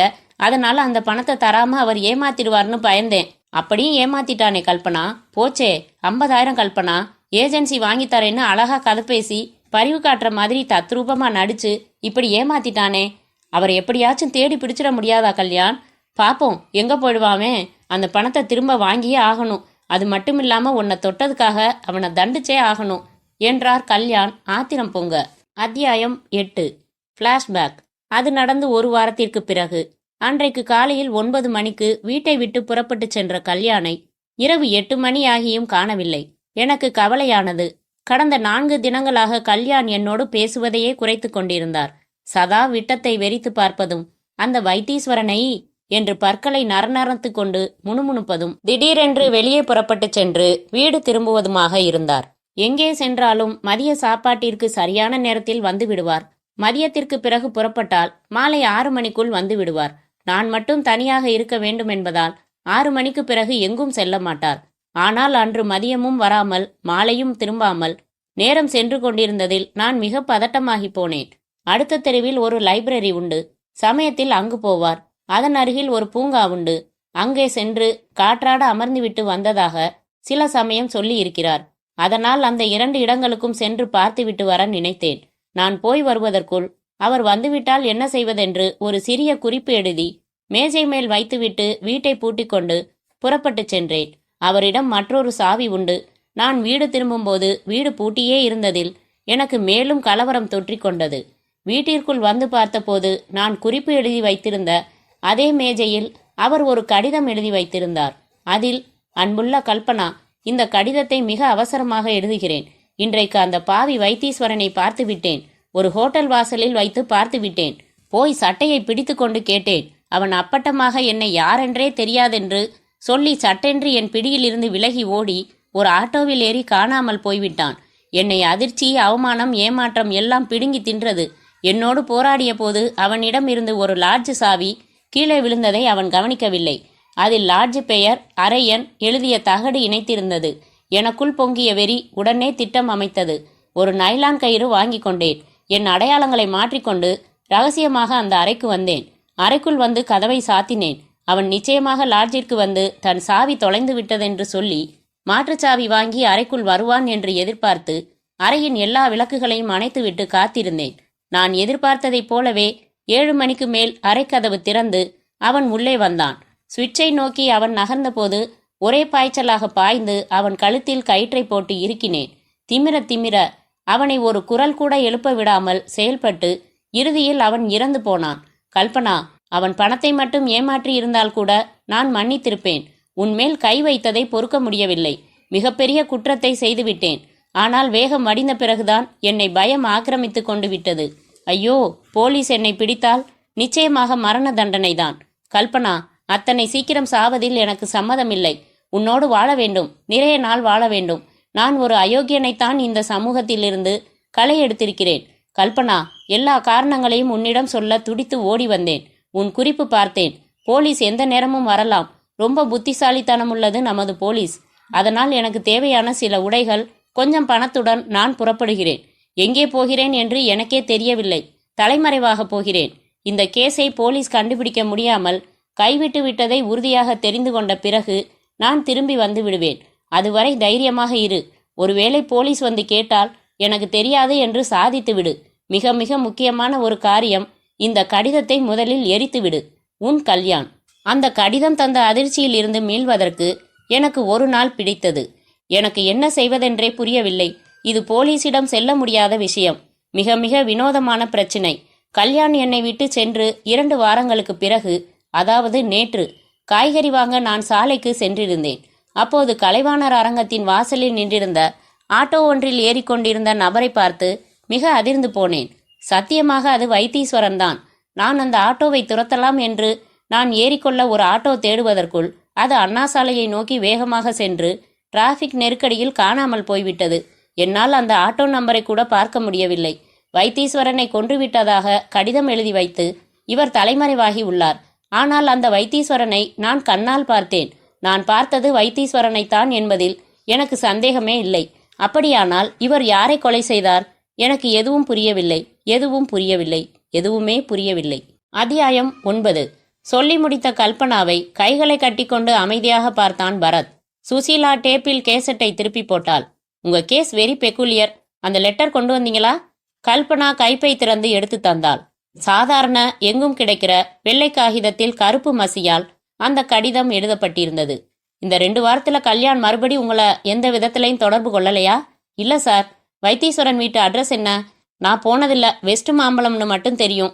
கல்யாண் தான் பல தடவை போயிட்டு வந்தாரு. அங்கிருந்து தான் அவர் காலி செஞ்சுட்டாரே.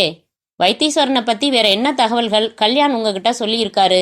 வைத்தீஸ்வரனை அவர் திருப்பூர்ல வச்சு முதலா சந்திச்சதா சொல்லியிருக்காரு. கல்யாண் திருப்பூர்ல 1 வருஷம் இருந்திருக்காராம். அப்ப பழக்கமா? வைத்தீஸ்வரன் திருப்பூர்ல என்ன செஞ்சுக்கிட்டு இருந்தாராம்? அதை சொல்லல. கல்யாண் அங்கே என்ன செய்துட்டு இருந்தாராம்? டெக்ஸ்டைல் மில்ஸ், பனியன் கம்பெனிகளுக்கு நேர்ல போய் வேலை கேட்பாராம். நூல்கண்டு சாயம் மொத்தமா வாங்கி சில கம்பெனிகளுக்கு சப்ளை செஞ்சுக்கிட்டு இருந்தாராம். அப்புறம்தான் திருச்சிக்கு பனியன் ஏஜென்சி எடுத்துக்கிட்டு வந்தது. இப்ப நீங்க மட்டும்தான் தனியா இருக்கீங்களா? ஆமா, பக்கத்துல ஒரு பாலி கிளினிக் இருக்கு. அதுல ரிசப்ஷனிஸ்டா வேலையில சேர்ந்திருக்கேன். 1 வாரமா போய் வந்துகிட்டு இருக்கேன். 2 நாள் அவகாசம் கொடுங்க. இந்த கேஸ்ல நாங்க என்ன செய்ய முடியும்னு யோசிச்சு வைக்கிறோம். கொலை கேஸ்ல மாட்டி தலைமறைவா இருக்கார் கல்யாண். ஆனா அந்த ஆசாமிய உயிரோட பாத்திருக்கீங்க நீங்க. சம்திங் ஃபிஷி என்றான் பரத். சுசீலா அவளிடம் எல்லா விலாசங்களையும் பெற்றுக்கொண்டு அந்த கடிதத்தையும் வாங்கி வைத்துக்கொண்டு வைத்தீஸ்வரன் எப்படி இருப்பார் என்று வர்ணிக்க சொல்லி குறித்து கொண்டு கல்யாணும் அவளும் சேர்ந்து எடுத்துக்கொண்ட புகைப்படம் பெற்றுக்கொண்டு அனுப்பி வைத்த பிறகு, ஃபைல் ஓபன் பண்ணிடு சுசி என்றான் பரத். இன்டர்காம் எடுத்து, மாதவி, இந்த மாசம் 14, 15, 16 தேதி தினத்தந்தி எடுத்துக்கிட்டு உள்ளவா என்றான். கதவு திறந்து மாதவி பேப்பர்களோடு வந்தாள். பரத் வாங்கி ஒவ்வொன்றையும் நிதானமாக படித்தான். 16ஆம் தேதி பேப்பரில் அந்த செய்தி 6ஆம் பக்கத்தில் 2 பத்திகள் வந்திருந்தது. லாட்ஜ் அறையில் வாலிபர் பிணம். மர்ம மனிதன் யார்? போலீஸ் வலைவீச்சு. மயிலாப்பூரில் உள்ள லாட்ஜ் ஒன்றில் ஒரு வாலிபர் பிணமாக கிடந்தார். தகவல் சொல்ல போலீஸ் விரைந்தது.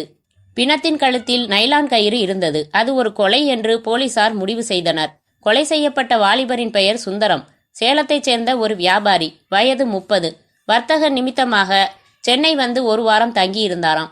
2 தினங்களாக அறையை விட்டு வெளியே வராததால் லாட்ஜ் நிர்வாகத்தினர் சந்தேகப்பட்டு போலீஸ் முன்னிலையில் கதவை உடைத்து பார்த்தபோது கொலை செய்யப்பட்டு கிடந்தது தெரிந்தது. சுந்தரத்தை யார் கொலை செய்தார்கள், எதற்காக கொலை செய்தார்கள் என்பது புரியாத புதிராக இருக்கிறது. அந்த மர்ம ஆசாமியை போலீஸ் தீவிரமாக வேட்டையாடி வருகிறது. இந்த கொலையை துப்பறியும் நாய் டேனி ஈடுபடுத்தப்பட்டிருக்கிறது. சுசீலா, இத பாத்தியா? நைலான் கயிறு கொலை நம்மால் தான் என்றவன் தொலைபேசி எடுத்து சுழற்றி, hello mister Newton, how are you என்றான். ஃபைன், எப்படி இருக்கீங்க பரத்? ஏதாச்சும் காரியம் ஆகணும்னா தான் ஃபோன் செய்யறதுன்னு வச்சிருக்கீங்க. கமான், இப்ப என்ன காரியம் ஆகணும்? பாத்தீங்களா, வாடுறீங்களே, பொங்கல் அன்னைக்கு உங்க வீட்டுக்கு நாங்க வரல? உங்க ஒய்ஃப் கொடுத்த பொங்கலை எந்த விமர்சனமும் செய்யாம சாப்பிட்டுட்டு வரல? ஓகே ஓகே, வாபஸ் வாங்கிக்கணுமா? வேணாம். இந்த மாசம் 14ஆம் தேதி சேலம் வாலிபன் சுந்தரம் கொலை செய்யப்பட்ட கேஸை யார் டீல் பண்றது? நான் தான். ஏன்? ரொம்ப நல்லதா போச்சு. கொலைகாரனை கண்டுபிடிச்சிட்டீங்களா? உங்க பாஷையில அந்த மர்ம ஆசாமி அகப்பட்டானா? தண்ணி காட்டுறான். ஒரே குழப்பமான கேஸ் அது. ரூம்ல அந்த ஆள் பெட்டியில வியாபாரத்துக்காக சேலத்துல இருந்து எடுத்துட்டு வந்த 80,000 ரூபாய் அப்படியே இருக்கு. அதனால பணத்துக்காக கொல்லல, வேற ஏதோ ஒரு பகை. அது என்னன்னு நாங்களும் முக்கி முக்கி தேடிக்கிட்டு இருக்கோம். என்ன விஷயம்? என்னைக்காவது நான் ஆரம்பத்திலே சொல்லியிருக்கேனா? பிலீவ் மீ, உங்க ரகசியங்களை வித்து நான் காசாக்கிட மாட்டேன். அது சிங்கிள் ரூமா டபுள் ரூமா? எத்தனை பேர் தங்கி இருந்தாங்க? சிங்கிள் ரூம் தான். அவன் மட்டும்தான் தங்கி இருந்தான். மயிலாப்பூர்ல எந்த லாட்ஜ் சார்? காவேரி இன்டர்நேஷனல். உங்க விசாரணையில வைத்தீஸ்வரன்கிற பேர் எங்கேயாவது இடறி இருக்கா சார்? வைத்தீஸ்வரன்? எனக்கு அவனோட சேலம் அட்ரஸ் வேணுமே. நியூட்டன் சொல்ல பரத் குறித்து கொண்டு, வரேன், அப்புறமா நேரில் வரேன். இந்த கேஸ்ல உங்க விசாரணைகளை எல்லாம் விவரமா தெரிஞ்சுக்கணும். சுருக்கமா ஒன்னே ஒன்று சொல்லுங்க. கண்டுபிடிச்சிடுவீங்களா இல்ல இன்னும் கொஞ்ச நாள் நோண்டி பார்த்துட்டு கிடப்புல போட்டுடுவீங்களா சார் என்றான். பரத், உங்களுக்கு ரொம்ப செல்லம் கொடுத்துட்டேன். ஒரு திறமையான போலீஸ் ஆபீசர்கிட்ட இப்படிதான் இன்சல்ட்டிங்கா கேள்வி கேட்கறதா? சாரி கேட்டுக்கட்டுமா?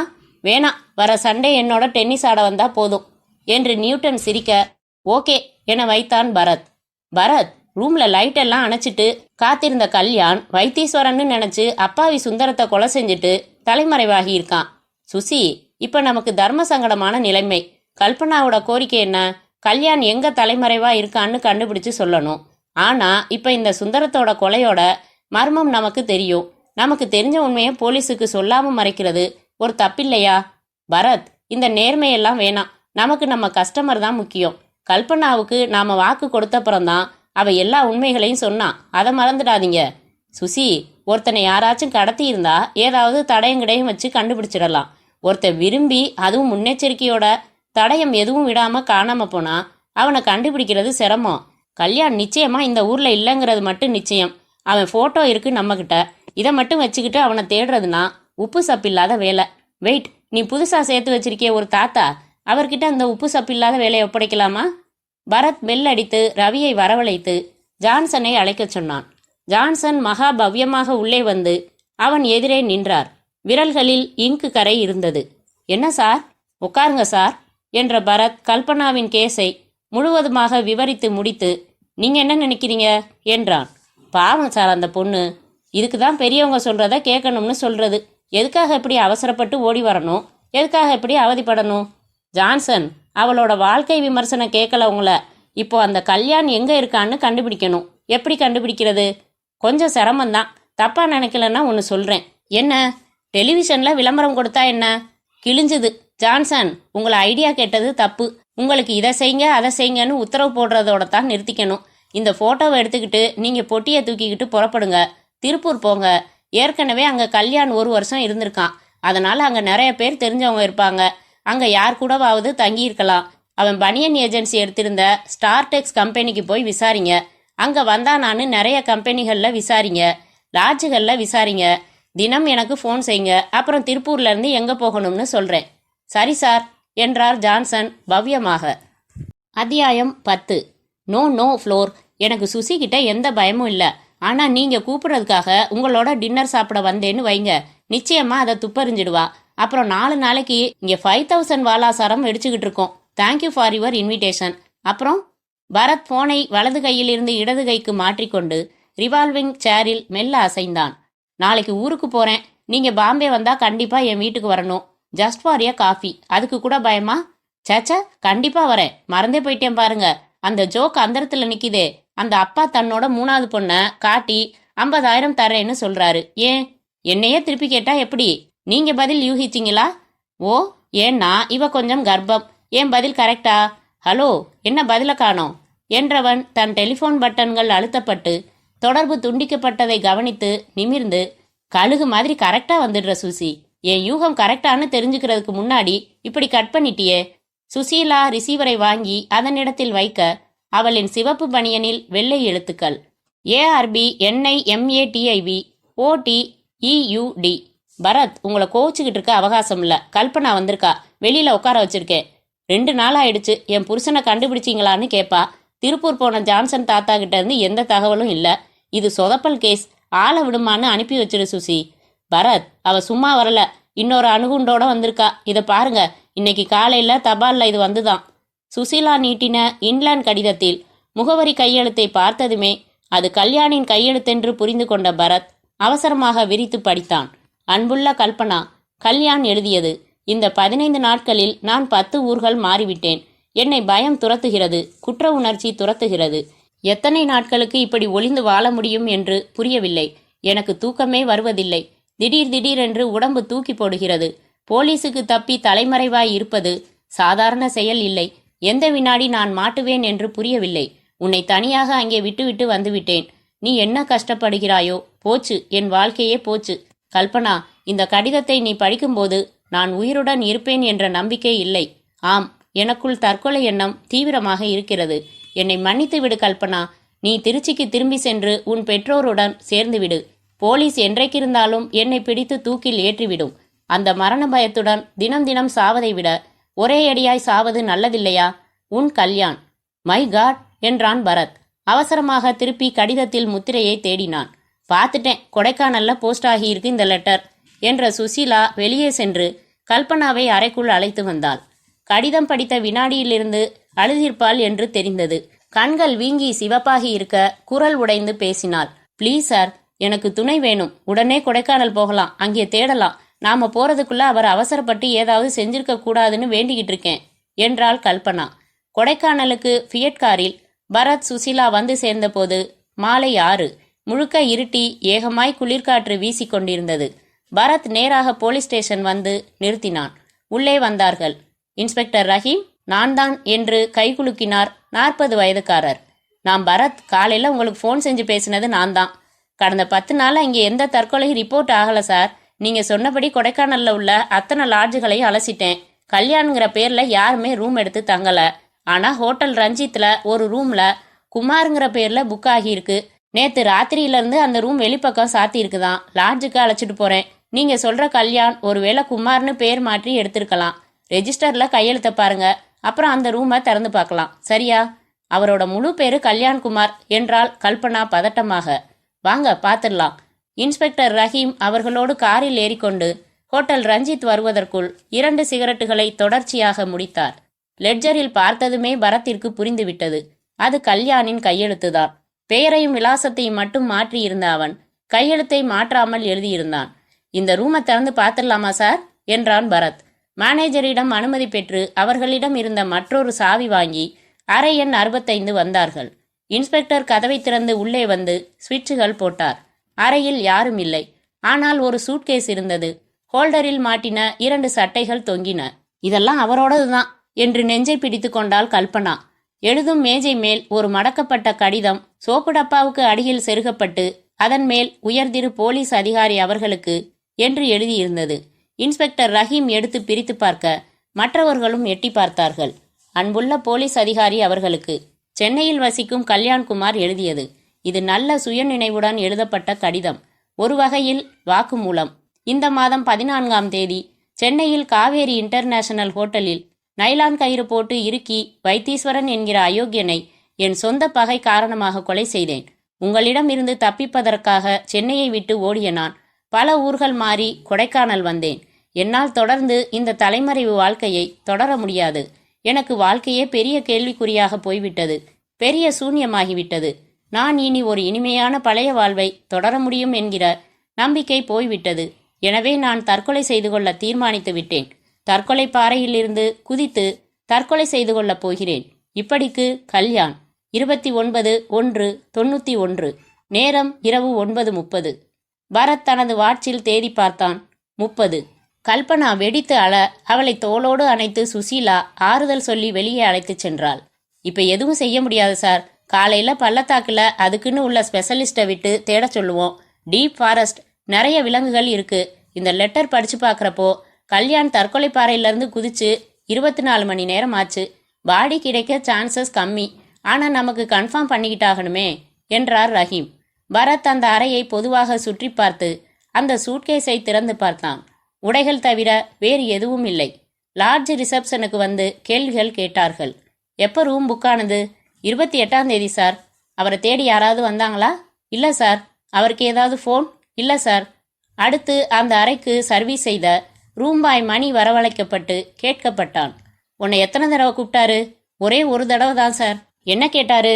ஒரே ஒரு இன்லாண்ட் லெட்டர் வாங்கிட்டு வர சொன்னாரு. என்ன வச்சுக்கிட்டே எழுதி ஒட்டி போஸ்ட் செய்ய சொன்னாரு. அவ்வளவுதான். வேற எதுக்கும் என்ன கூப்பிடல. வேற ஏதாவது பேசினாரா? இல்லை சார், எதுவும் பேசல. புறப்பட்டார்கள். பரத் சுசீலா கல்பனாவை ஒரு காட்டேஜில் தங்க வைத்துவிட்டு பிறகு இன்ஸ்பெக்டர் ரஹீம் புறப்பட்டு சென்றார்.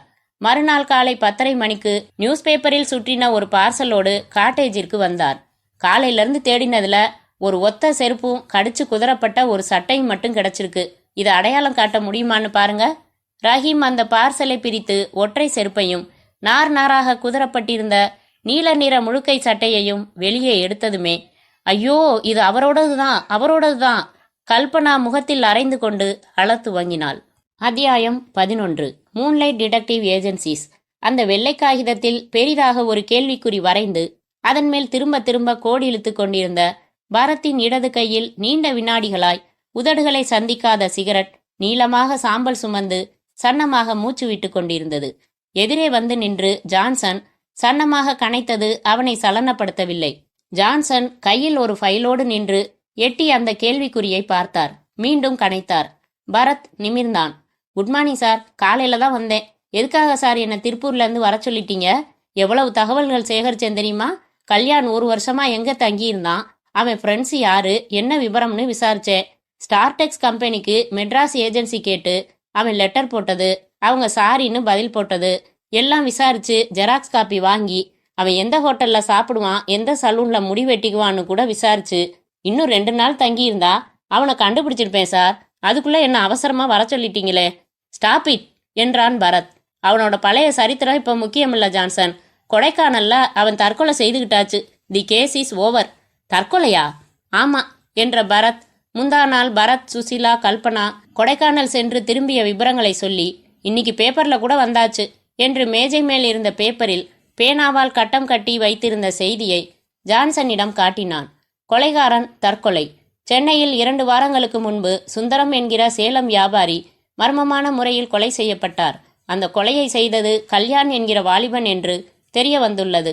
அந்த வாலிபர் தனது பகையாளி வைத்தீஸ்வரன் என்பவனை கொலை செய்வதற்கு பதிலாக தவறுதலாக சுந்தரத்தை கொலை செய்து தலைமறைவாகியதையும் மனசாட்சியின் உந்துதலின் பேரில் முழு உண்மையையும் ஒரு ஒப்புதல் கடிதத்தில் எழுதி வைத்துவிட்டு கொடைக்கானல் தற்கொலைப்பாறையில் இருந்து குதித்து தற்கொலை செய்து கொண்டதாகவும் தெரிகிறது.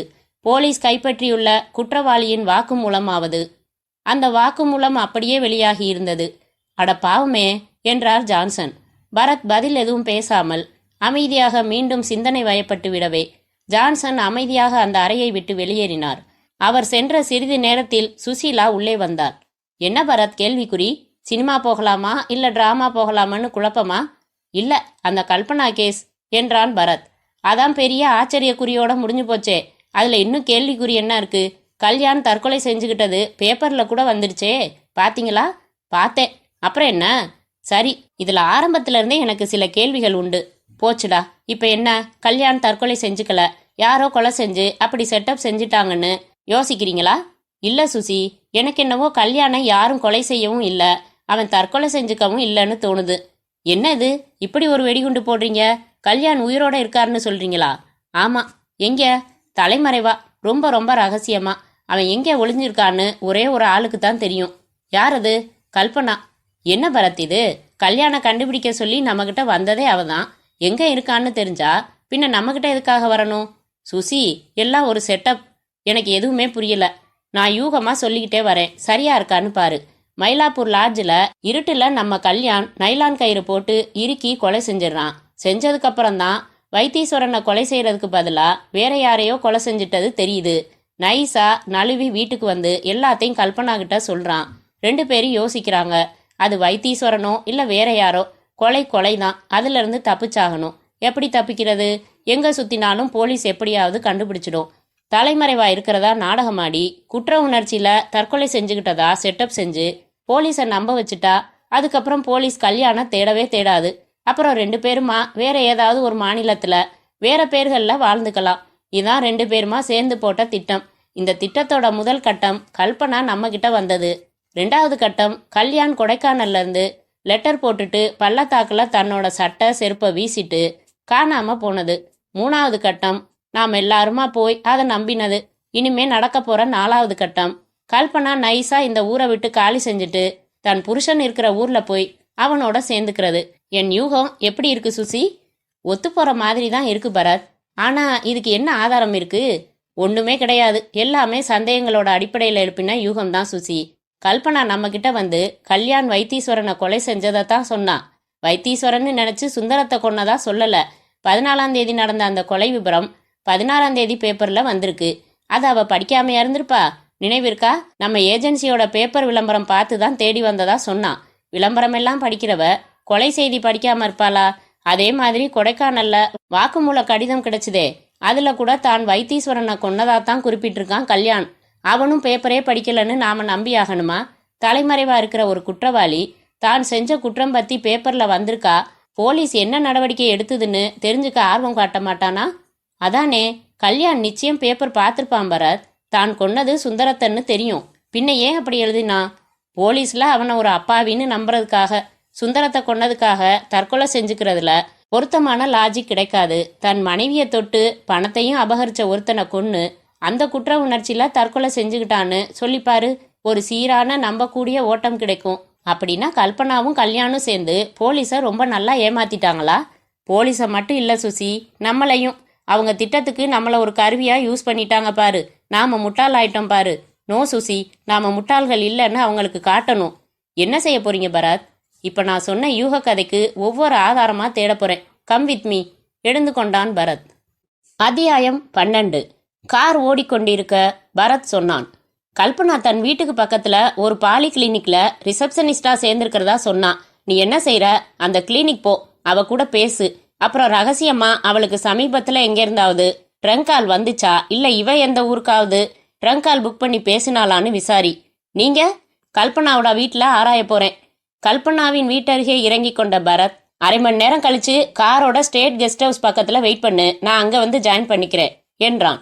காலை 11 மணிக்கு அந்த திருவல்லிக்கேணி சந்தில் ஒரு குடை ரிப்பேர் காரனையும் ஒரு அம்மன குழந்தையின் ஓட்டத்தையும் தவிர வேறு நடமாட்டமே இல்லை. பரத் குறிப்பிட்ட விலாசம் வந்தான். அது ஒரு மாடி போர்ஷன். கீழ் போர்ஷனில் இருந்த கிழவி 2 கால்களையும் நீட்டிக்கொண்டு அமர்ந்து மங்கையர் மலர் படித்து கொண்டிருந்ததில் இருந்து நிமிர்ந்து, கல்பனா வேலைக்கு போயிடுச்சே என்றாள். தெரியுங்க, கல்பனாவை ஆஸ்பத்திரியில பார்த்துட்டு தான் வரேன். சொந்தக்காரன் தான், நான் சாவி கொடுத்து அனுப்பியிருக்கு. என்னை வீட்டுல இருக்க சொன்னுச்சு. பரத் மேலும் 2 படிகள் ஏற, நீங்க கல்பனாவுக்கு என்ன வேணும் என்றாள் கிழவி. சித்தப்பா பையன், அண்ணன் முறை. துக்கம் விசாரிக்க வந்தீங்களா? பாவம், அந்த பொண்ணு நிலைமைய நினைச்சா பரிதாபமா இருக்கு. ஆமாம் பாட்டி என்று விட்டு மிக வேகமாக மேலே ஏறி வந்தான் பரத். அந்த பூட்டு மிக சீக்கிரமாய் கல்பனாவுக்கு துரோகம் செய்தது.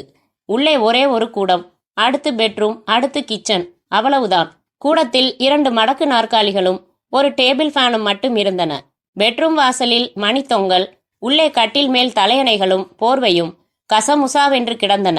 ஒரு அவிழ்த்து விசிறின பாலியஸ்டர் சேலை கட்டிலில் பாதியும் தரையில் பாதியுமாய் கிடந்தது. கொடி கட்டி அதில் அத்தனையும் கல்பனாவின் உடைகள் தொங்கின. மூலையில் ஒரு பெரிய சூட்கேஸ், ஒரு சின்ன சூட்கேஸ். சுவருடன் இருந்த கதவில்லாத தட்டுக்களில் புத்தகங்கள், மருந்துகள், பென்சில், கொண்டை ஊசி என்று சகலமும் கலந்து கிடந்தன. பரத் ஒவ்வொன்றாய் ஆராய்ந்தான். கட்டில் அடியில் பார்த்தான். மெத்தையை உயர்த்தி பார்த்தான். கேலண்டரை தூக்கி பார்த்தான். பூச்சாடியை கவிழ்த்து பார்த்தான். புத்தகங்களை உதறி பார்த்தான். கல்யாண் தற்போது எங்கே இருக்கிறான் என்று உணர்த்தும் ஏதாவது ஒரு தடயம் கிடைத்து விடாதா? அந்த தகவல் எந்த ரூபத்தில் இருக்கிறது? பரத் அந்த 2 சூட்கேஸ்களையும் ஆராய்ந்தான். 2லும் கல்பனாவின் கல்யாணின் உடைகள் பிரதானமாக இருந்தன. ஒரு பேண்டை உதறின போது கிளிங் என்று தரையில் விழுந்தது வளையமில்லாத ஒரு ஒற்றை சாவி. பரத் அதை கையில் எடுத்து பார்த்தான். 3 இன்ச் நீளத்திற்கு கன் மெட்டல் சாவி, ஆண் சாவி. சாவியில் கம்பெனி பெயர் எதுவும் இல்லை. ஆனால் 401 என்று எண்கள் இருந்தன. அது எதற்கான சாவி என்று பரத்திற்கு புரியவில்லை. அந்த வீட்டில் அந்த சாவியை உபயோகப்படுத்தி திறக்க எந்த அலமாரியும் இல்லை, பீரோவும் இல்லை. பின் இது என்ன சாவி? பரத் அதை தன் பாக்கெட்டில் பத்திரப்படுத்தினான். முன்போல் எல்லாவற்றையும் மூடினான். அடுத்து சமையல் அறைக்கு வந்தான். பாத்திரங்களும் டப்பாக்களும் குறைவாகவே இருந்தன. ஒரு டப்பா விடாமல் திறந்து பார்த்தான். அரை மணி நேரத்திற்கு பிறகு போர்ஷனை பூட்டிக்கொண்டு புறப்பட்டு கீழே வர அதே கிழவி அதே இடத்தில் உட்கார்ந்து கொண்டு, என்னப்பா புறப்பட்டுட்ட என்றாள். கடைத்தெரு வரைக்கும் போயிட்டு வந்துடுறேன் என்று நடந்தவன் நின்று, ஏன் பாட்டி, கல்யாண் நிஜமாவே தற்கொலை செய்துகிட்டானா என்றான். அப்படித்தானேப்பா பேப்பர்ல போட்டிருக்கு, அவளும் அதைத்தானே சொன்னா, ஏன் இப்படி ஒரு கேள்வியை கேட்குற? சும்மாதான் என்று நடந்து வெளியேறினான். ஸ்டேட் கெஸ்ட் ஹவுஸ் அருகில் காத்திருந்த தன் காரில் ஏறிக்கொண்டதும் கேட்டான், என்ன சுசி, எனி ஹஞ்ச்? சுசீலா காரை ஸ்டார்ட் செய்து, ஆஸ்பத்திரியிலேருந்து இவ யாருக்கும் ஃபோன் போட்டு பேசினதா தெரியல. இப்போ நிறைய பிசிஓ வந்துருச்சே, தடுக்கி விழுந்தா எஸ்டிடி பேசுறீங்களான்னு வெத்தலை பாக்கு வச்சு கூப்பிடுறாங்களே பரத், நீங்க என்ன கொண்டாந்தீங்க என்றாள். காரை மயிலாப்பூர் ஓட்டு. அங்கே எங்க? காவேரி இன்டர்நேஷனல் என்ற பரத். இந்த சாவியை பாரு சுசி. இது என்ன சாவி பரத்? தெரியல. காவேரி ஹோட்டல்ல சுந்தரம் கொலை செய்யப்பட்டது எந்த ரூம்லன்னு நாம கேட்டுக்கவே இல்லை. ஒருவேளை அந்த ரூம் நம்பர் 401ன்னா இந்த சாவி அந்த ரூமுக்கான சாவி. அது எப்படி கல்பனா வீட்டில் கிடைக்கும்? இரு, முதல்ல கொலை நடந்தது அந்த ஹோட்டல் தானான்னு தெரிஞ்சுக்கலாம், அப்புறம் மேற்கொண்டு பேசலாம். காவேரி இன்டர்நேஷனல் ஹோட்டல் இவர்கள் நினைத்தது போல நட்சத்திர ஹோட்டல் இல்லை. நடுத்தரமான 3 மாடி கட்டிடம். எதற்காக இன்டர்நேஷனல் என்று பெயரில் சேர்த்தாய் என்று கேட்டால் விடை தெரியாமல் அந்த முதலாளி முழிப்பார் என்று தோன்றியது. கோழிக்கூண்டு போல வலைவலையாய் அடித்து ஒரு மேனேஜர் ரூம் உருவாக்கப்பட்டு அதில் குஷன் கிழிந்து பஞ்சு பிதுங்கின சோஃபாவில் அமர்ந்து மேனேஜர் பஞ்சாங்கம் புரட்டி என்றைக்கு அமாவாசை என்று பார்த்து கொண்டிருந்தார். எக்ஸ்கியூஸ் மீ, எழுந்து கொண்டு, ரூம் இல்லையே சார், எல்லாம் ஃபுல்லு என்று அவனை தாண்டி சுசீலாவை பார்த்து மையமாக சிரித்தார். இங்கேதானே சுந்தரம் கொலை செய்யப்பட்டது? ஆமா சார். நீங்க போலீஸா? நிறைய விசாரிச்சுட்டாங்களே. போலீஸ் மாதிரி தான், எங்களுக்கு பதில் சொல்லுங்க. இங்க எத்தனை ரூம் இருக்கு? 60 ரூம் இருக்கு. கொலை நடந்த ரூம் நம்பர் என்ன? 29, முதல் மாடியில. இந்த சாவி இங்க எதுக்காவது சேருமான்னு பாருங்க. பரத் தான் கொண்டு வந்த சாவியை காட்ட, இல்லைங்க, நம்ம ரூமுக்கெல்லாம் காட்ரேஜ் பட்ட சாவிங்க, நவுத்தால் பூட்டு என்றார். அந்த ரூமை பார்க்கலாமா? வேற பார்ட்டி தங்கி இருக்குதுங்களே, பூட்டிட்டு போயிருக்காங்க. பரவாயில்ல, வெளியில இருந்தே பார்த்துக்கிறேன். முதல் மாடியில் அந்த 29ஆம் நம்பர் அறைவாசலுக்கு வந்து நின்று கதவில் தாழ் போட்டு தொங்கின பூட்டை பார்த்த பரத் சுசீலாவை திரும்பி பார்த்தான். சுசி, நான் கெஸ் பண்ணி வச்சிருந்தது கதவுலையே பொருத்தினா ஆட்டோமேட்டிக் பூட்டு, வெளியில இருந்து திறந்துட்டு உள்ள போய் மூடிக்கிட்டா அதுவா பூட்டிக்கிற டைப் பூட்டு. ஆனா இங்க தனியா வெளியில பூட்ட மாட்டி பூட்டுற டைப்ல இருக்கு. அடிப்படையில எனக்கு இப்ப ஏகப்பட்ட குழப்பங்கள் வந்துருச்சு. வா, போய்கிட்டே பேசலாம். கீழே இறங்கி மறுபடி அந்த மேனேஜரிடம் வந்தார்கள். இன்னும் ஒரே ஒரு கேள்வி. கொலை நடந்த அன்னைக்கு சுந்தரம் ராத்திரி வந்து தன்னோட ரூம் சாவி தொலைஞ்சு போச்சுன்னு எதுவும் சொன்னாரா? டூப்ளிகேட் சாவி கேட்டாரா? இல்லையா சார், அவர் எப்போ வெளியில போனாலும் ரூமை பூட்டி சாவியை என்கிட்ட கொடுத்துட்டு தான் போவாரு. அன்னைக்கு ராத்திரியும் வெளியில இருந்து வந்து என்கிட்ட தான் சாவி வாங்கிட்டு போனாரு. நானே தான் எடுத்து கொடுத்தேன். காரில் போகும்போது சுசீலா கேட்டாள், என்ன பரத் இது, ஒரே குழப்பமா இருக்கு. சாவி நான் கொடுத்தேன்னு இவர் சொல்றாரு. கீழே விழுந்த சாவியை எடுத்துக்கிட்டு போய் திறந்து உள்ள நான் காத்துக்கிட்டு இருந்தேன்னு கல்யாண் லெட்டர்ல எழுதி வச்சிருக்காரு. பரத் சில வினாடிகள் அமைதியாக இருந்தான். சுசி, இதுல 2 பேரை நாம அலட்சியப்படுத்தி இருக்கோம். ஒன்னு கல்பனாவோட அப்பா. இவங்க 2 பேரும் ஊரை விட்டு ஓடி வந்தப்புறம் அவர் என்ன செஞ்சாரு? அவர் மனசு சமாதானம் ஆயிடுச்சா, இல்ல இன்னும் மகள் மேலையும் மருமகன் மேலையும் வெறுப்போடவே இருந்தாரா? அவருக்கும் கல்யாண் தலைமறைவுக்கும் சம்பந்தப்படுத்தி பார்க்க முடியும்னு எனக்கு தோணல பரத். இன்னொருத்தர் யார்? அந்த வைத்தீஸ்வரன். இவ்வளவு பிரச்சனைகளுக்கும் அடிப்படையான காரணம் அவர்தான். அவர் எங்கே இருக்காருன்னு நாம கண்டுபிடிக்க அக்கறை எடுத்துக்கல. பரத், கல்யாண் வைத்தீஸ்வரன்னு நினைச்சு வேற ஆளை கொன்னுட்டு போலீஸுக்கு பயந்து தலைமறைவான வரைக்கும் உண்மைதானே. அதுக்கப்புறம் அவன் கொடைக்கானல்ல தற்கொலை செய்துகிட்டதா தகவல் கிடைச்சிருக்கு. போலீஸும் அதை உறுதி செஞ்சிருக்கு. இல்ல அவன் தற்கொலை செய்துக்கல, இன்னும் உயிரோடத்தான் தலைமறைவா இருக்காங்கிறது உங்க யூகம். இதுல வைத்தீஸ்வரன் பங்கு என்னவா இருக்க முடியும்? சுசி, இப்ப எனக்கு முதல் பகுதியிலேயே சந்தேகம் வந்துருச்சு. புரியல. மயிலாப்பூர் லாட்ஜில் சுந்தரத்தை கொலை செஞ்சது கல்யாண் தானான்னு இப்ப எனக்கு சந்தேகம் வந்துருச்சு. என்ன பரத் இது, அடிப்படையிலேயே டவுட்டா? கல்யாண் தான் அவனே கைப்பட கல்பனாவுக்கு எழுதின லெட்டர்லையும் போலீஸுக்கு எழுதின வாக்குமூலத்திலையும் தெளிவா தான் செய்த கொலையை ஒப்புக்கிட்டு இருக்கானே. அதுல தெளிவு இல்லைங்கிறது தானே பிரச்சனை. சுசி, இப்ப புதுசா இன்னொரு யூகம் சொல்லட்டுமா? சொல்லுங்க. நம்ம வைத்தீஸ்வரன் இருக்கார் பாரு, அவர் ஒரு பலே கில்லாடி. பல பேரை பலவிதமா ஏமாத்துறது தான் அவரோட தொழில். அவரோட தூண்டில்ல 2 மீன்கள் மாட்டிக்கிச்சு. ஒன்று நம்ம கல்யாண், இன்னொன்று அந்த சுந்தரம். இவனுக்கு பிஸ்கட் ஏஜென்சி வாங்கி தரேன்னு சொல்லி 50,000 வாங்கி ஏமாத்தின மாதிரி அவனையும் வேற ஒரு விதத்துல ஏமாத்தி இருக்கலாம். இப்ப 2 பேரும் முழிச்சுக்கிட்டாங்க. அதனால அதுக்கு மேல என்னால கோர்வையா சொல்ல வரல சுசி. ஆனா இதுல அந்த வைத்தீஸ்வரன் ஏதாவது தகிடு தத்தம் செய்திருக்கலாம்னு நினைக்கிறேன். அதே சமயம் கல்யாண் நிச்சயமா செத்து போகலன்னு இன்னும் ஸ்ட்ராங்கா தோணுது. எதுவா இருந்தாலும் இந்த நாடகம் எல்லாம் கல்பனாவுக்கு தெரியும்னு தான் படுது. அதனால இனிமே நீ கல்பனாவோட நிழல். அவ எங்க போறா, யாரை சந்திக்கிறான்னு ஃபாலோ பண்ணி தெரிஞ்சுக்கோ. துணைக்கு ஜான்சன் தாத்தாவை வச்சுக்க. நீங்க நியூட்டனை பார்க்குறேன், அந்த வைத்தீஸ்வரனை தேட முடியுமான்னு முயற்சி பண்றேன். சரி என்றாள் சுசீலா. அத்தியாயம் 13. கல்பனா வேலை பார்க்கும் பாலி கிளினிக் எதிரே ஒரு பஸ் ஸ்டாப்பில் ஜான்சன் தாத்தாவும் சேலை கட்டி பின்னலிட்டு எட்டனா குங்குமம் வைத்து அடையாளம் மாறியிருந்த சுசீலாவும் நின்று கொண்டிருந்த நேரம் மாலை 5. பரத் சார் அனாவசியமா சந்தேகப்படுறாருன்னு எனக்கு தோணுதுமா. அப்ப நீங்க என்ன நினைக்கிறீங்க என்றாள் சுசீலா. கொடைக்கானல்ல கல்யாண் தற்கொலை செஞ்சுக்கிட்டது தான் நிஜம். பரத் சார் ஏன் முடிஞ்சு போன விஷயத்த கிளறி பார்க்கறாரு? காரணங்கள் இருக்குங்க ஜான்சன் என்று திரும்பிய சுசீலா ஆஸ்பத்திரியை விட்டு கல்பனா வெளியேறி நடப்பதை பார்த்தாள். அவ வெளியே வந்துட்டா. வாங்க ஜான்சன். போதிய இடைவெளி விட்டு பின் தொடர்ந்தார்கள். கல்பனா தன் வீட்டுக்கு சென்றாள்.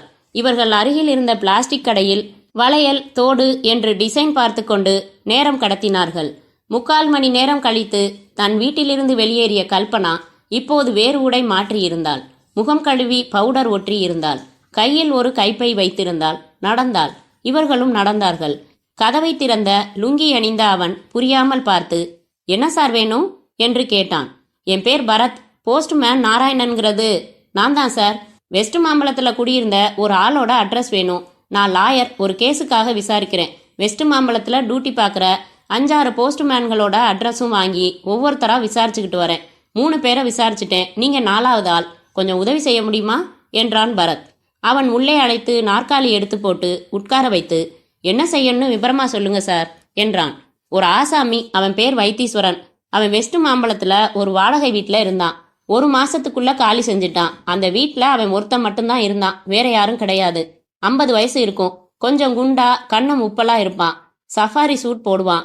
எனக்கு அவன் எந்த வீட்டில் இருந்தான்னு தெரியணும். நீங்க வீடு வீடா போறவரு, அதனால உங்களை கேட்டா தெரியலாம்னு வந்தேன். நான் சொன்ன பேர்ல, நான் சொல்ற அடையாளங்கள்ல நீங்க போற லைன்ல யாருக்காவது தபால் கொடுத்ததா ஞாபகம் வருதா? கொஞ்சம் யோசிச்சு பாருங்க. அந்த போஸ்ட்மேன் நாராயணன் தீவிரமாக யோசித்து தலையை குறுக்கில் அசைத்து, நம்ம லைன்ல வைத்தியலிங்கம்னு தான் ஒருத்தர் இருக்காரு. அவர் எல்ஐசியில வேலை பார்க்கிறவரு, குடும்பத்தோட இருக்காரு. நீங்க சொன்ன வைத்தீஸ்வரன்னு யாரும் தபால் கொடுத்த ஞாபகம் இல்லையே சார். இது என் அட்ரஸ். உங்களுக்கு திடீர்னு நினைவு வந்தா ஃபோன் பண்ணுங்க. தேங்க்ஸ், வரேன். எழுந்து வெளியே வந்த பரத் 5வது போஸ்ட்மேனின் விலாசத்தை பார்த்து கொண்டு தன் காரில் ஏறிக்கொண்டான். அத்தியாயம் 14. முக்கிய சாலைக்கு வந்ததும் கல்பனா ஒரு ஆட்டோ பிடித்து கொண்டாள். ஜான்சனும் சுசீலாவும் மற்றொரு ஆட்டோ பிடித்தார்கள். முன்னால் சென்ற ஆட்டோவை அடையாளம் சொல்லி அதை தவறவிடாமல் தொடரச் சொல்லி டிரைவரிடம் சொன்னாள் சுசீலா. கல்பனா கடற்கரை சாலையில் காந்தி சிலை அருகில் இறங்கிக் கொண்டு தன் ஆட்டோவை கட் செய்துவிட்டு மெதுவாக சாலை ஓரமாகவே நடந்தாள். இவர்களும் பைக்குகளும் ஸ்கூட்டர்களும் பார்க் செய்யப்பட்டிருந்த இடம் தாண்டி இருட்டு ஓரமாக பார்த்து நின்று கொண்ட கல்பனா நிச்சயமாக யாருக்காகவோ காத்திருப்பது புரிந்தது. சற்று தள்ளி மற்றொரு இருட்டு தீவில் நின்ற ஜான்சன், நான் போய் சுட்ட சோளம் வாங்கிட்டு வரட்டுமாமா, நல்லா இருக்கும் என்றார். இப்ப அதான் முக்கியமா? கல்பனா நிச்சயமா கல்யாணுக்காகத்தான் காத்திருக்கா. கல்யாண் சாகல, இதே மெட்ராஸ்ல தலைமறைவா இருக்கான். இப்ப வரப்போறான். எனக்கு எவ்வளவு த்ரில்லா இருக்கு தெரியுமா? அந்த ஆர்வமே இல்லாம சோளம் திங்கிறேன்னு சொல்றீங்களே. சுசீலா கல்பனாவையே கவனமாக பார்த்து கொண்டிருக்க, தூரத்தில் தாடி வைத்த நீளமான வெள்ளை அங்கி அணிந்த ஒரு கிறிஸ்தவ பாதிரியார் மெதுவாக வந்து கொண்டிருந்தார். வரப்போறது நிச்சயமா கல்யாணம் தானாமா என்றார் ஜான்சன். சும்மா தொணக்காம இருங்க என்று திரும்ப கல்பனாவும் அந்த பாதிரியாரும் ஒரு ஆட்டோவில் ஏறிக்கொண்டிருப்பதை பார்த்தாள். மை காட், வாங்க, நமக்கு ஒரு ஆட்டோ உடனே வேணும். உடனே ஆட்டோ கிடைத்து இருவரும் பாய்ச்சலாக ஏறிக்கொண்டு, அந்த ஆட்டோவை விட்டுடாம துரத்துப்பா என்றாள் சுசீலா பரபரப்பாக. அத்தியாயம் 15.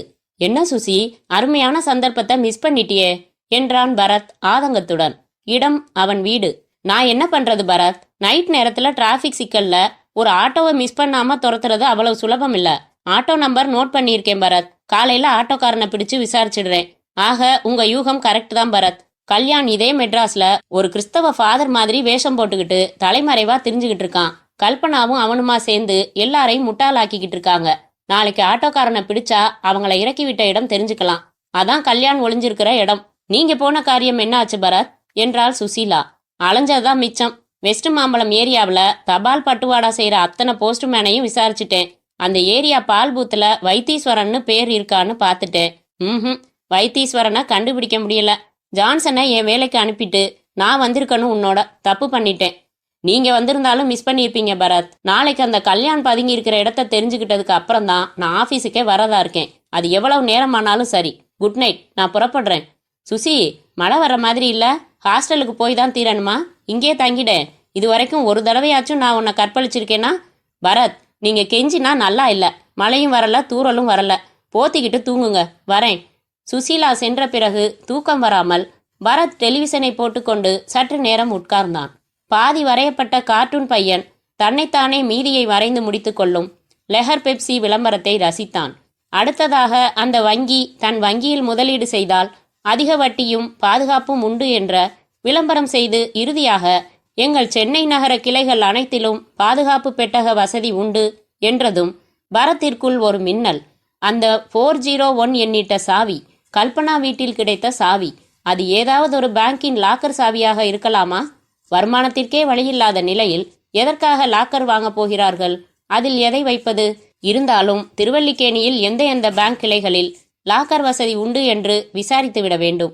மறுநாள் காலை 11 மணி. திருவல்லிக்கேணியில் அந்த பேங்க் மேனேஜர் பரத் காட்டிய சாவியை பார்த்துவிட்டு, எஸ், இது எங்க பேங்க் லாக்கர் சாவி தான். எங்க கிடைச்சது உங்களுக்கு? பஸ்ல கிடந்தது, எடுத்தேன் சார். அப்படியா, கொடுங்க. ரொம்ப தேங்க்ஸ். எங்க கஸ்டமர் தான் மிஸ் பண்ணியிருக்காங்க. நாங்க ஒப்படைச்சிடுறோம். எக்ஸ்கியூஸ் மீ, இந்த 401 லாக்கர் வச்சிருக்கிற உங்க கஸ்டமர் யாருன்னு சொல்ல முடியுமா? சாரி, அதை நாங்க சொல்லக்கூடாது சார்.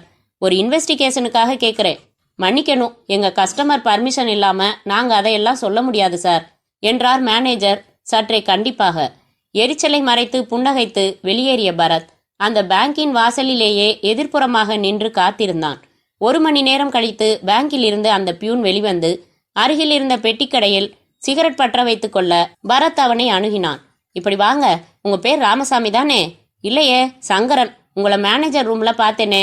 ஆமா, ஒரு தகவல் விசாரிக்க வந்திருந்தேன். உங்க மேனேஜர் பிகு பண்ணிக்கிறாரு. இந்தாங்க, பிடிங்க. பரத் எடுத்து நீட்டின 50 ரூபாய் நோட்டை இமைக்கும் நேரத்தில் வாங்கி தன் பாக்கெட்டில் வைத்துக்கொண்டு, என்ன தகவல் வேணும் உங்களுக்கு என்றான் சங்கரன். உங்க பேங்க்ல 401ங்கிற நம்பர் உள்ள லாக்கர் யார் பேர்ல இருக்கு? அப்புறம் கல்யாண், கல்பனா இந்த பேர்கள்ல ஏதாவது சேவிங்ஸ் கணக்கு இருக்கா? அப்படி இருந்தா அதுல எவ்வளவு பணம் இருக்கு? அக்கௌண்ட் ஆரம்பிக்க இன்ட்ரடியூஸ் பண்ணினது யார்? இந்த தகவல் எல்லாம் வேணும். சங்கரன், ஒரு தகவல்னு சொல்லிட்டு இத்தனை கேக்குறீங்களே, இன்னொரு 50 ரூபாய் வெட்டுங்க. உங்க வீட்டு அட்ரஸ் கொடுங்க. பேங்க் முடிஞ்சதும் நீங்க கேட்ட தகவல் எல்லாம் கொண்டாந்து தர்றேன் என்றான். பரத் மேலும் 50 கொடுத்து தன் அலுவலக முகவரி கொடுத்துவிட்டு புறப்பட்டு மூன்லைட் டிடெக்டிவ் ஏஜென்சிஸ் வந்து, சுசீலா இன்னும் வரல என்றான். இல்ல சார், ஜான்சன் சாரும் கூட போயிருக்காரு என்றாள் மாதவி. பரத் தன் அறைக்கு வந்து விலாச புத்தகம் புரட்டி கல்பனாவின் பாலிகிளினிக் நம்பரை அழைத்து, மிஸ்ஸஸ் கல்பனா கிட்ட பேசணும் என்றான். கல்பனா பேசுறேன். எப்படி இருக்கீங்க? ஏதோ மிஷின் மாதிரி போய்கிட்டு இருக்கு சார் வாழ்க்கை. எதுக்கு வாழ்றோம்னு அர்த்தமே புரியல. திருச்சி போயிடலாமான்னு நினைச்சா தன்மானம் தடுக்குது. யோசிச்சு முடிவெடுங்க. அப்புறம் உங்களுக்கு ஏதாச்சும் ஒரு பேங்க்ல லாக்கர் இருக்கா? லாக்கரா என்ற அவள் குரலில் தடுமாற்றம் தெரிந்தது. என்ன சார், விளையாடுறீங்களா? கழுத்துல கையில போட்டிருந்த நகைகளை வித்து மொத்த பணத்தையும் ஏமாந்தோம். லாக்கர் எடுத்து அதுல வைக்க என்ன இருக்கு எங்ககிட்ட? எதுக்கு கேட்டீங்க? சும்மாதான், வச்சிடுங்க. வேற விசேஷம் இல்ல. பரத் போனை வைத்தான். திரும்ப முழங்கை இடித்து மேஜையில் ஓரமாக இருந்த அந்த ஃபைல் கீழே விழுந்து உள்ளே கிளிப் கலன்று அனைத்து காகிதங்களும் தனியாக நழுவி சிதறின. பரத் குனிந்து அவற்றை பொறுக்கினான். அடுக்க துவங்கினான். ஜான்சன் திருப்பூர் சென்று கல்யாண் பற்றி சேகரித்து வந்த தகவல்கள் அவை. ஒவ்வொன்றாய் அடுக்க அந்த ஜெராக்ஸ் காப்பியில் கண்கள் நிலைத்தன. அது ஸ்டார்டெக்ஸ் கம்பெனிக்கு சென்னையில் இருந்து ஏஜென்சி கேட்டு கல்யாண் தன் கைப்பட எழுதி விண்ணப்பித்திருந்த கடிதம் அது. பரத் தன் புருவங்களை நெரித்தான். அவசரமாக கல்யாணுக்கென்று ஒதுக்கியிருந்த மற்றொரு ஃபைலை எடுத்து புரட்டி பார்த்தான். கல்யாண் தன் மனைவிக்கு எழுதி வைத்துவிட்டு போன கடிதத்தின் மற்றும் இன்லாண்ட் லெட்டரின் ஜெராக்ஸ் பிரதிகள் இருந்தன. அந்த கையெழுத்துக்களுக்கும் திருப்பூர் கம்பெனிக்கு விண்ணப்பம் செய்திருந்த கையெழுத்திற்கும் கொஞ்சமும் சம்பந்தமே இல்லை. இவை வேறு கையெழுத்து, அது வேறு கையெழுத்து. இது எப்படி சாத்தியம்? அப்படி என்றால் பரத் யோசிக்க யோசிக்க புதிய கேள்விகள் உருவாகின. பரத் ஒரு காகிதம் எடுத்து தன் மூளையில் புதிதாக உதித்த கேள்விகளை வரிசையாக எழுதத் துவங்கினான். 1. வைத்தீஸ்வரன் மேல் கல்யாண் ஏன் போலீசில் புகார் கொடுக்கவில்லை? 2. வைத்தீஸ்வரனின் வீட்டு விலாசம் கல்பனாவுக்கு தெரியாது என்றது உண்மையா? 3. கல்யாண் என்னதான் பரபரப்பாய் தலைமறைவாக நினைத்தாலும் மனைவியை அம்போவென விட்டுவிட்டு ஏன் ஓட வேண்டும்? அவளையும் அழைத்து கொண்டு ஓடியிருக்கலாமே. 4. இந்த கடிதத்தை கிழித்துவிடு என்று கல்யாண் எழுதியும் கல்பனா ஏன் பத்திரமாக அதை வைத்திருந்தாள்? 5. ஓட்டலில் அந்த சாவி குழப்பத்திற்கு விடை என்ன? 6. கல்பனா பேப்பரே பார்க்காதது போல நடந்து கொண்டது ஏன்? 7. கல்பனா ரகசியமாக சந்தித்த கிறிஸ்துவ பாதிரியார் வேடத்தில் இருக்கும் கல்யாண் இன்னும் ஏன் சென்னையிலேயே சுற்றி கொண்டிருக்க வேண்டும்? புறப்பட்டு எங்காவது சென்றிருக்கலாமே. மாலை 5 மணிக்கு மேல் பியூன் சங்கரன் வந்தான். சேவிங்ஸ் கணக்கு எதுவும் இல்லை சார். 401ங்கிற நம்பர் உள்ள லாக்கர் மிஸ்ஸஸ் கல்பனாங்கிற பேர்ல இந்த மாசம் 17ஆம் தேதி துவங்கப்பட்டிருக்கு. லாக்கர் எடுக்கணும்னா அதுக்கும் யாராவது சிபாரிசு செய்யணும். கல்பனாவுக்கு சிபாரிசு செய்திருக்கிறது கலா ஆப்செட் பிரஸ் வச்சிருக்கிற ராம்பாபுங்கிறவரு. இதுல அட்ரஸ் இருக்கு. சங்கரன் சென்றதும் புதிதாக கேள்விகள் சேர்ந்து கொண்டன. 8. சுந்தரம் கொலை செய்யப்பட்டது 14ஆம் தேதி. லாக்கர் 17ஆம் தேதி எடுக்கப்பட்டுள்ளது. 9. யார் இந்த ராம்பிரபு? பரத்திற்கு நினைவு வந்து விட்டது. கல்யாணும் கல்பனாவும் சென்னைக்கு ஓடி வந்ததும் 10 நாட்கள் ராம்பாபு வீட்டில் தங்கியிருக்கிறார்களே. கல்யாணின் நண்பன். அவனை எப்படி நினைவில் சுத்தமாக இருத்தி கொள்ளாமல் மறந்தோம்? பரத் சட்டென்று நாற்காலியை பின்தள்ளி எழுந்து கொண்டான். சுசீலா அறைக்குள் வந்தாள். பரத், ஆட்டோ நம்பர் வச்சு அட்ரஸ் பிடிச்சு அந்த டிரைவரை பிடிச்சிட்டேன். நேத்து ராத்திரி அவங்கள ஏவிஎம் தாசா ஹோட்டல் வாசல்ல இறக்கி விட்டுட்டானா. அங்கே டிஃபன் சாப்பிட்டுட்டு அதுக்கப்புறம் கல்பனாவும் கல்யாணும் எங்க போனாங்கன்னு தெரியலையே. சரி, நேத்து கல்பனா போனது கல்யாண் கூட இல்ல, ராம்பாபு கூட. இதென்ன புது தியரி? வா சொல்றேன் என்று அவளை இழுத்து கொண்டு புறப்பட்டான் பரத். கதவு தட்டப்பட திறந்த கல்பனா வியந்து போனாள். போலீஸ் படையுடன் பரத் சுசீலா சிரித்து கொண்டு நின்றார்கள். என்னங்க கல்பனா, திகைக்கிறீங்க? உங்களை அரெஸ்ட் பண்ண வந்திருக்காங்க. ராம்பாபுவா அரெஸ்ட் பண்ணியாச்சு. அவர் ரூம்ல பாதிரியாரோட கிடைச்சது. அவரோட பிரஸ் பின்னாடி போலீஸ் நாய் மோப்பம் பிடிச்சு தோண்டி பார்த்து கல்யாணோட எலும்புகளை எடுத்தாச்சு. தன் கையெழுத்துல கடிதங்கள் எழுதி உங்க ஒத்துழைப்போட கல்யாணோடது மாதிரி எங்களையும் போலீஸையும் நம்ப வச்சத, கொடைக்கானல் போய் தங்கி கல்யாணோட செருப்பையும் சட்டையையும் பள்ளத்தாக்குல வீசி அங்கேயும் ஒப்புதல் வாக்குமூலம் எழுதி வச்சதையெல்லாம் ஒப்புக்கிட்டாரு. வைத்தீஸ்வரன்னு ஒரு ஆளே கிடையாது, எல்லாம் கற்பனை. ஏற்கனவே நீங்க என்கிட்ட சொன்னபடி எதுவும் நடக்கல. முக்கால்வாசி போய் மெட்ராஸ்ல ராம்பாபு வீட்ல முதல்ல தங்கி இருந்தப்ப பரஸ்பரம் 2 பேருக்கும் சபலம் ஏற்பட்டு அப்புறம் அது ரகசியமா வளர்ந்தது. கல்யாணுக்கு தெரியாம நீங்க 2 பேரும் ரகசியமா சந்திச்சு சந்தோஷமா இருந்தீங்க. ஒரு சமயம் கல்யாண் அதை பார்த்துட்டாரு. உங்களை கொல்ல வந்தாரு. ராம்பாபுவும் நீங்களுமா சேர்ந்து திருப்பி தாக்கினதுல கல்யாண் அவுட். அவனை பிரஸ் பின்னாடி தோட்டத்துல புதைச்சிட்டு நிரந்தரமா உங்க 2 பேரையும் போலீஸ் சந்தேகப்படாம இருக்க என்ன செய்யறதுன்னு யோசிச்சிங்க. பேப்பர்ல சுந்தரம் கொலை மேட்டர் வந்தது. கொலைகாரனை கண்டுபிடிக்க முடியாம போலீஸ் திணறதா போட்டிருந்தாங்க. உடனே ராம்பாபுவுக்கு ஒரு ஐடியா. அந்த கொலையை செஞ்சுட்டு கல்யாண் தலைமறைவா இருக்கிற மாதிரியும் அப்புறம் சட்டத்துக்கு பயந்து தற்கொலை செஞ்சுக்கிட்ட மாதிரியும் செட்டப் செஞ்சா என்னன்னு தோணுச்சு. ஆனா சுந்தரத்தை கொல்ல சம்பந்தமே இல்லாத கல்யாணுக்கு என்ன மோட்டிவ்? அதனால வைத்தீஸ்வரன்னு ஒரு கற்பனை கேரக்டர். லாக்கர் எடுத்து நகைகளை எல்லாம் அதுல வச்சுட்டு வைத்தீஸ்வரன் ஏமாத்திட்டதா ஒரு கதை செட்டப். கல்யாண் தற்கொலை செஞ்சுக்கிட்டதா போலீஸை நம்ப வைக்கணும். உடனே போலீஸ்கிட்ட போகாம முதல்ல நாடகத்தை எங்க கிட்ட ஆரம்பிச்சிங்க. உங்க பிளான் பூரா நல்லபடியா முடிஞ்சுது. ஆனாலும் நிறைய ஓட்டைகள். அது என்ன போட்டு குடைஞ்சதால நான் விடாம இறங்கினேன். ராம்பாபு இதையெல்லாம் ஒப்புக்கிட்டாச்சு. நீங்க மறுக்க போறீங்களா கல்பனா என்றான் பரத் மூச்சு வாங்கி. முகம் வெளிரி போன கல்பனா மௌனமாக தலைகுனிந்து நிற்க பரத் புறப்பட்டு காரில் சுசீலாவிடம் சொன்னான். சுசி, ஜான்சன் நம்மோடவே இருக்கட்டும் சுசி. நினைச்சேன். அது போகட்டும். விகேவின்னா என்ன? சொல்ல மாட்டேன் பரத் என்றாள் சுசீலா. முற்றும்.